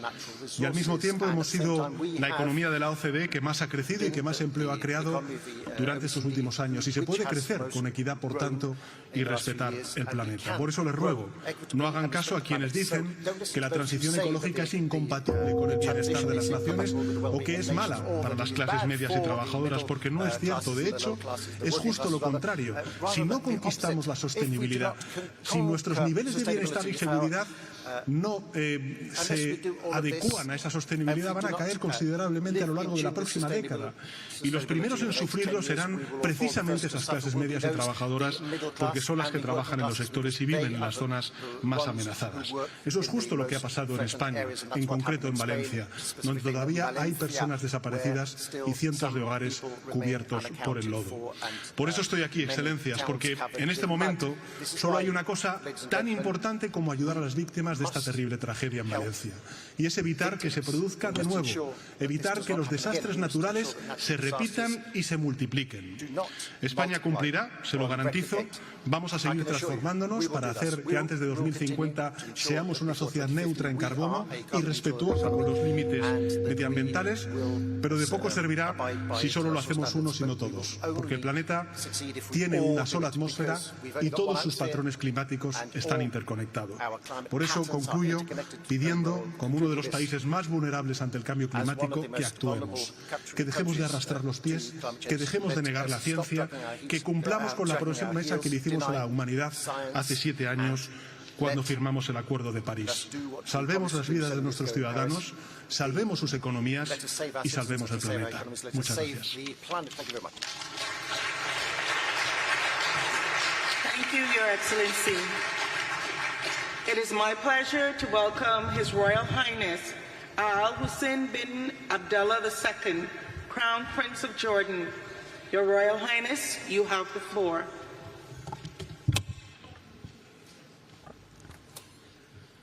Bismillah ar-Rahman ar-Rahim. In the name of Allah, on behalf of Jordan, I thank His Excellency, President Ilham Aliyev, and the people and government of Azerbaijan for hosting this important summit. We have gathered here under the banner of solidarity, the family of nations joining as one to protect the planet we share. We all know that without common action, we are destined to fall short. Yet, we meet at a moment when faith in our ability to stand together is broken. When global norms, including the UN Charter and the Geneva Conventions, are being flouted with impunity. When trust in the international community to stand up for its own values has collapsed. When humanitarian violations are broadcast daily for the whole world to see, yet continue to be ignored and dismissed without consequence. Saving our planet must start from the premise that all lives are worth saving. The solidarity we need depends on embracing that truth. Yet, over the past 13 months, the world has stood by as thousands of Palestinians have been killed in Gaza, the majority women and children. How can we work together for our shared future when some are deemed unworthy of one? The ongoing violence in my region undermines peace and security beyond its borders. In the end, this will benefit no one. My part of the world is already exposed to the harsh realities of climate change, to heat, to drought, to loss of biodiversity. The war is compounding environmental challenges for Gaza and beyond. A recent United Nations Environment Programme study highlighted contamination of land, water and air.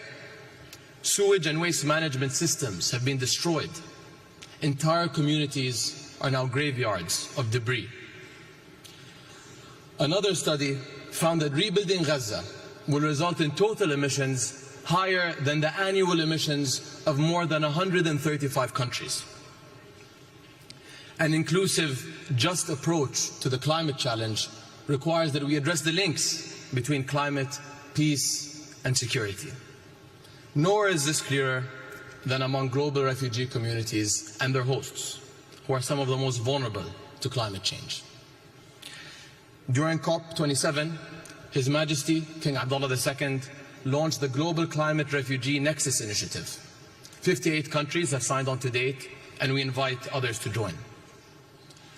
1 in every 3 people living in Jordan is a refugee, and our infrastructure is feeling the strain. We face rising demand on stressed resources and services, including water, health and education. And while we in Jordan have made significant strides in clean energy, water conservation and climate-smart agriculture, these efforts are not enough. We need to rally communities around climate action and secure a better future for our youth and generations to come. In my country, we are implementing climate policies while grappling with the impacts of conflict. Yet, we can't solve these twin crises alone. As our summit works towards a new collective quantified goal, we must prioritize refugee hosting countries, especially those in climate hotspots, and ensure that global climate financing mechanisms uphold accountability and transparency for all. Just as urgently, we must rebuild trust in the international community itself and acknowledge past failures.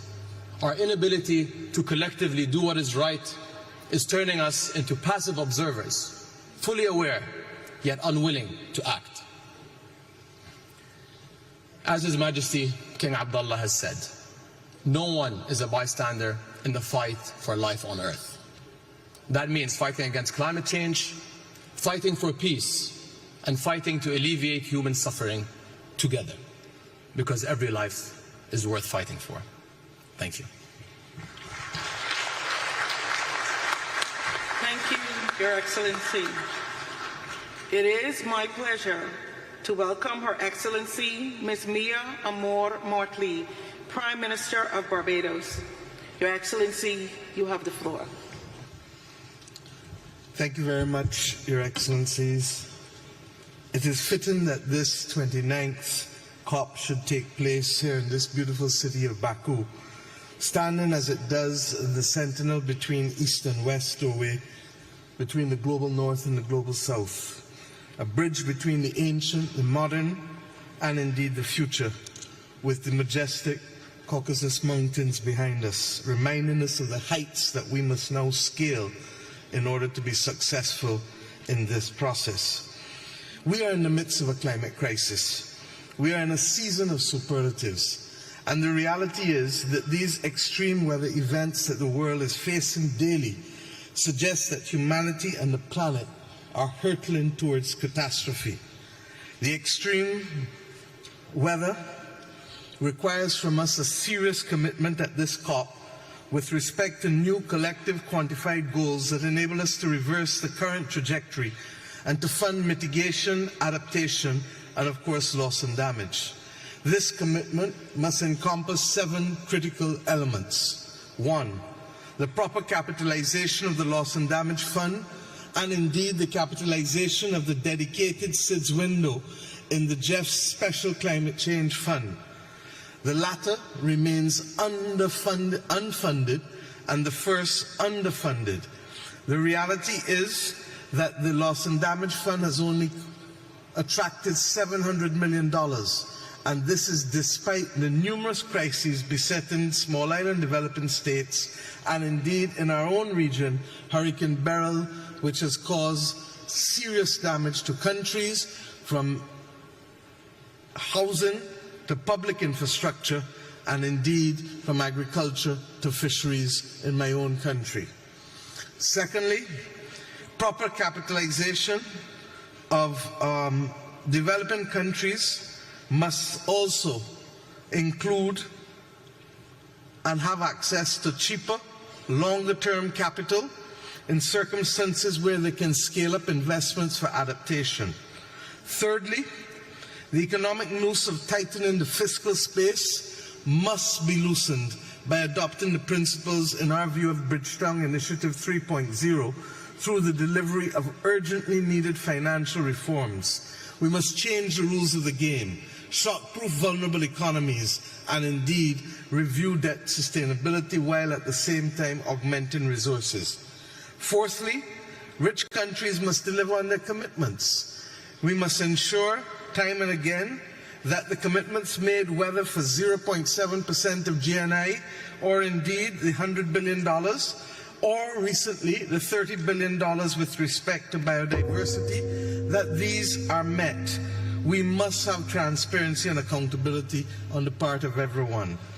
Fifthly, we must agree in principle that developed countries and carbon producers can, in fact, along with others who are willing, help us find new money to augment the resources. We accept that the current commitments with public money may not be sufficient, and therefore we need to consider levies, as the Global Solidarity Levies Committee and Coalition is seeking to do. If we put a $5 per ton on CO2 for fossil fuel extraction, we can raise $210 billion a year. If we put $100 per ton on CO2 for shipping, we can raise in excess of $80 billion a year. And we've not addressed aviation or indeed the elephant in the room, a 0.1% levy on all bonds and stocks that can raise us in excess of $400 billion. Sixthly, we need to deal with methane. Methane is responsible for 45% of current global warming and is 80 times as devilish as CO2 with respect to warming the planet. This makes it mitigation of methane the most effective way to slow the rate of warming in our world. And I trust and pray that we can have a global methane agreement, as Pope Francis led the call earlier this year for us to see a parallel track to decarbonization. Finally, we need high-integrity carbon markets to ensure that there is fairness, and that we need a universal carbon pricing mechanism to remove the disparity between countries in the North and South. My friends, every COP must make progress irrespective of the geopolitical dynamics. There is an urgent need to reform this COP process, and I hope that we can meet that as we go forward. As we leave this city of winds and land of fire, may we ensure that our ambitions are not only high, but our actions mimic the ambitions which we have, if we are to ensure that our people are not to be the victims of this awful climate crisis. Thank you. Thank you, Your Excellency. It is my pleasure to welcome His Excellency, Mr. Alexander De Croo, Prime Minister of Belgium. Your Excellency, you have the floor.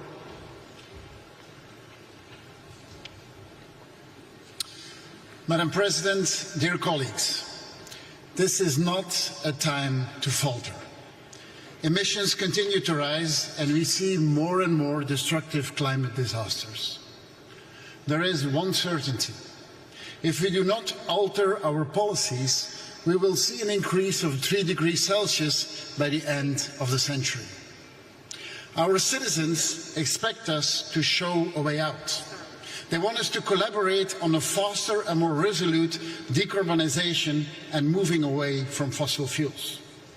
We have to be ambitious in our goals, but effective and flexible in how to achieve them. Dear colleagues, meetings like these are often perceived as talking shops. And yes, these strenuous negotiations are far from perfect. But if you compare climate policy now to a decade ago, we live in different worlds. A strong majority has embarked on the journey to net zero. Yet, many challenges remain. The safest, cleanest and cheapest energy is the one we do not use. We must do more on energy efficiency. It's a win-win. Investment in clean energy is increasing everywhere, but least developed countries are missing out. We are seeing massive amounts of renewable capacity being added to our grids, but interconnectivity and storage capacity have not followed the pace. In this climate challenge, there is no one silver bullet. There is not one solution that will fix all of our issues. We need to use everything we have. Not a policy of less, but a policy of more. More growth, more cooperation, more innovation, more investment, but affordable and achievable for everyone. This is our political objective in order to ensure a just transition. Citizens will buy electric cars and will insulate their homes, but only when it makes economic sense. Allow me as well to emphasize the importance of ensuring a just climate transition. Global competition needs to be fair. In this regard, Belgium and the EU will redouble efforts to strengthen the competitiveness and the sustainability of our economy. A just transition also matters domestically, as a transition for our economies should leave no one behind and should ensure the creation of high-quality jobs. Ladies and gentlemen, let us turn to the objectives for COP29. First, this must be the enabling COP. Let's implement what we agreed upon. Future national plans should align with the 1.5 degrees goal. Second, this is also the financing COP. The new collective quantified finance goal will be its most important deliverable. In reaching this goal, we should prioritize the needs of the least developed and the most vulnerable countries. And only when we mobilize private actors, we will reach the trillions of investments that are needed globally. Dear colleagues, Belgium has doubled its climate finance, given mostly in grants and focused on the least developed countries. On top of this, thanks to public guarantees, we mobilized an additional €500 million to developing countries. Belgium is also an adaptation champion. We have to redouble our efforts in adaptation to reduce the impact of climate change on planet and people. Adaptation is absolutely crucial to convince our citizens that we can make a difference in their lives and ensure their safety. Ladies and gentlemen, humanity could easily despair and lose hope. We could also lose ourselves in the complexity and the impossibility of the task at hand. However, we should find inspiration in what we have achieved so far. Let's create a context where these solutions become accessible to everyone. Only then COP29 will be a success. Let's make this happen. I thank you. Thank you, Your Excellency. It is my pleasure to welcome His Excellency Sir Keir Starmer, Prime Minister of the United Kingdom of Great Britain and Northern Ireland. Your Excellency, you have the floor. Thank you very much. The United Kingdom is determined to stand alongside those countries on the front line of the climate crisis today and to seize the opportunities of tomorrow.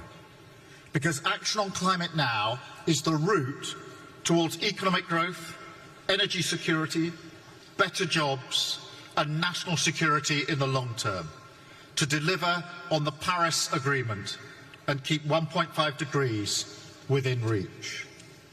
In the first 100 days of my government, we launched Great British Energy to create clean British power. We created a national wealth fund to invest in the green industries and jobs of the future. We scrapped the ban on onshore wind, committed to no new North Sea oil and gas licences, and closed the UK's final coal power plant at the end of September, becoming the first G7 economy to phase out coal power, in line with the international agreement at COP28 to transition from fossil fuels, and the UK's ambitious goal to be the first major economy to deliver clean power by 2030.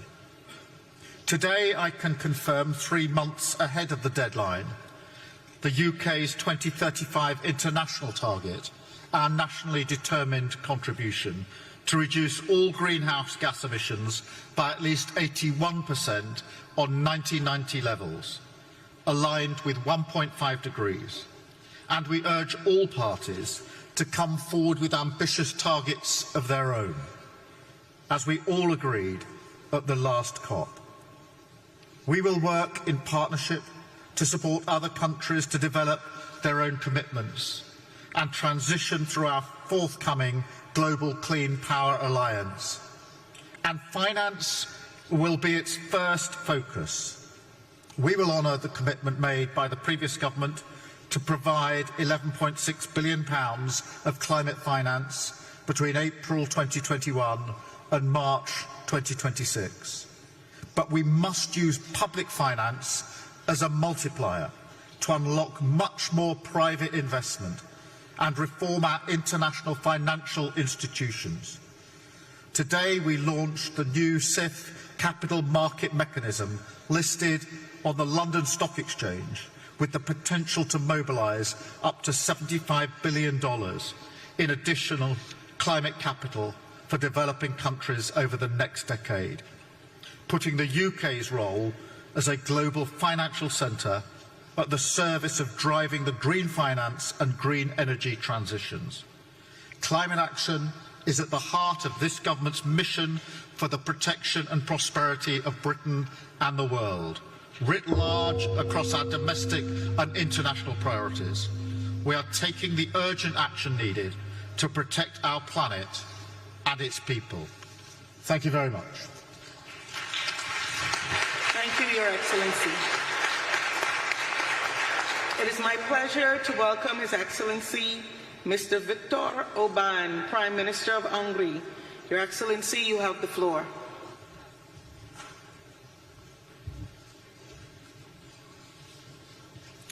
Excellencies, ladies and gentlemen, first of all, I would like to thank President Aliyev for hosting this important conference. Azerbaijan is a key partner for Europe in reaching our climate goals, making it the ideal place to host today's conference.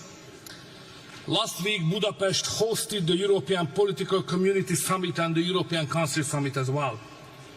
Almost 50 heads of state and government gathered in Budapest, where European leaders adopted a new declaration on competitiveness. The Budapest Declaration will shape the European Union's approach to climate issues as well.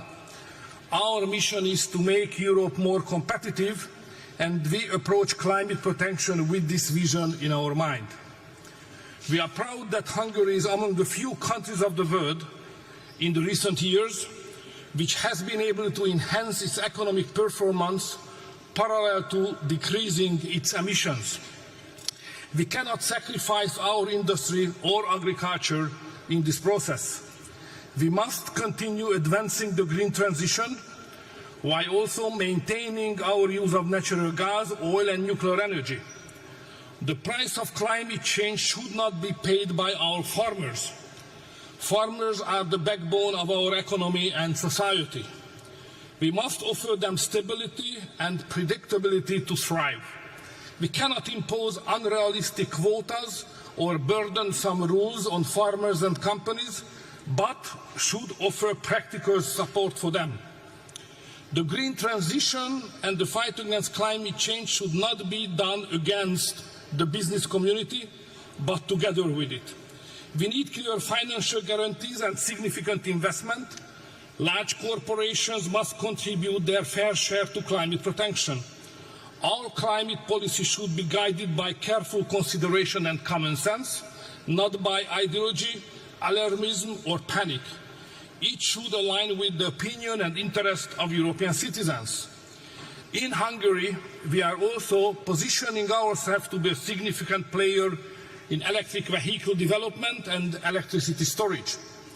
We continue to invest into our already robust nuclear industry, increasing its share to 70% when it comes to supplying our all electric demand. And geographically, we play a key role in energy transit between East and West. Hungary stands out in Europe with the lowest utility cost for citizens, while also achieving one of the highest rates of green energy expansion over the past several years. We are a leader in economically sustainable climate protection, ranking fourth among EU countries for reducing carbon emissions per unit of energy produced. Looking ahead, we have set even more ambitious goals by 2030. We aim not just for a 40% reduction in greenhouse emission, but for 50%. I firmly believe that by working together, we can balance ambition with pragmatism, establishing Europe as a global leader in climate action, with compromising the prosperity of our industries and agriculture. Thank you very much for your attention. Thank you, Your Excellency.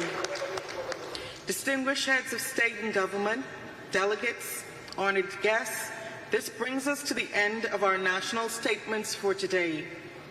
We will continue with the delivery of national statements tomorrow at 10:00 hours in this plenary. With this, I declare this joint meeting of the COP, CMP, and the CMA adjourned. Your Excellencies, dear colleagues, we will now hear special messages. It is my pleasure to welcome His Excellency, Mr. Xi Jinping, President Xi Jinping's Special Representative and First Vice Premier of China. Your Excellency, you have the floor. 尊敬的各位同事、女士们、先生们、朋友们，很高兴作为中国国家主席习近平的特别代表出席世界领导人气候峰会。首先，我谨荣幸地转达习近平主席对阿塞拜疆举办峰会的良好祝愿。习主席高度赞赏阿塞拜疆作为COP29主席国，为推动全球气候治理做出的积极努力和贡献。预祝大会取得圆满成功。今年是联合国气候变化框架公约生效实施30周年。站在新的历史起点，我们要携手推动巴库大会取得令人满意的成果，不负国际社会热切期盼。为此，我谈3点看法和建议。第一，加强全球气候治理，共同但有区别的责任原则是基石。发达国家应当展现更大的雄心和行动，履行率先减排义务，提前碳中和时间。发展中国家也要在能力范围内尽最大努力。中方将提交覆盖全经济范围，包括所有温室气体的2035国家自主贡献，努力争取2060年前实现碳中和。第二，解决气候变化问题，归根结底要靠发展方式的彻底变革。中国电动汽车、锂电池、光伏产品等优质产能，为世界绿色发展提供了重要助力。国际社会应共同努力，以公平、有序、公正的方式加速能源转型，维护新能源产业链供应链稳定，促进绿色产品和技术的可及与革新，加快培育新质生产力。第三，提升应对气候变化能力，资金和技术是关键支撑。2016年以来，中国提供并动员项目资金超过1770亿元人民币，有力地支持其他发展中国家应对气候变化。我们呼吁发达国家加大对发展中国家的资金支持和技术转让，期待这次大会达成更有力度的新资金项目，为下一阶段全球气候行动提供信心和保障。中方愿同各方一道，以构建人类命运共同体理念为引领，合力保护人类共同的地球家园，共建清洁美丽的世界。谢谢大家。Thank you, Your Excellency. It is my pleasure to welcome Mr. Hashim Samitro Dijojo Hadikusumo, Special Envoy to the President of Indonesia. You have the floor.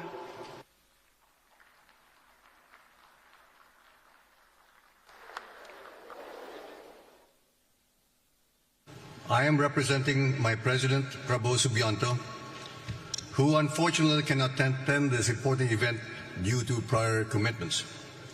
He promises to enhance Indonesia's climate action and continue the policies set out by his predecessors. President Prabowo envisions economic growth beyond 8% per year and ensures green, resilient, and inclusive development for all of our people. This vision determines our ambition to reduce greenhouse gas emissions towards net zero by 2060 or sooner, and avoiding 1 billion tons of carbon dioxide emissions. We are shifting from fossil fuel-based to renewable-based development with 75% of additional power generation capacity. 70,000 kilometers of smart transmission lines will be constructed to transmit energy across Indonesia's main and most populous islands. Indonesia will also develop a green smart grid, adding 42 gigawatts of wind and solar power, tripling energy capacity totaling 75 gigawatts. Affordable clean energy will be provided to accelerate growth, create more jobs, ensure food security, and alleviate poverty for the people's prosperity, while balancing growth with environmental sustainability. We will commence to reforest more than 12 million hectares of severely degraded forests over time, revitalize degraded land to increase food production, protect our oceans for a prosperous blue economy, and empower our local communities for climate resilience and quality green jobs.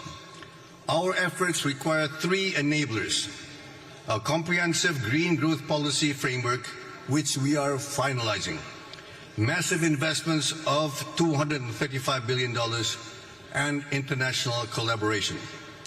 We need to mobilize global resources in terms of technology, finance, and investment, forming a united front to combat global warming and reclaim humankind's right to survive.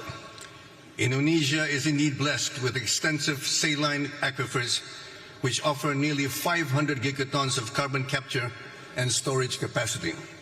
Several multinational companies have expressed high interest in such multi-billion-dollar projects. We further commit to developing a robust carbon market, starting with optimizing Indonesia's 557 million tons of verified carbon credits. We must work together to provide a better future for next generations. Thank you very much. Thank you. Your Excellencies, dear colleagues, I wish you a good evening. The high-level segment will resume tomorrow.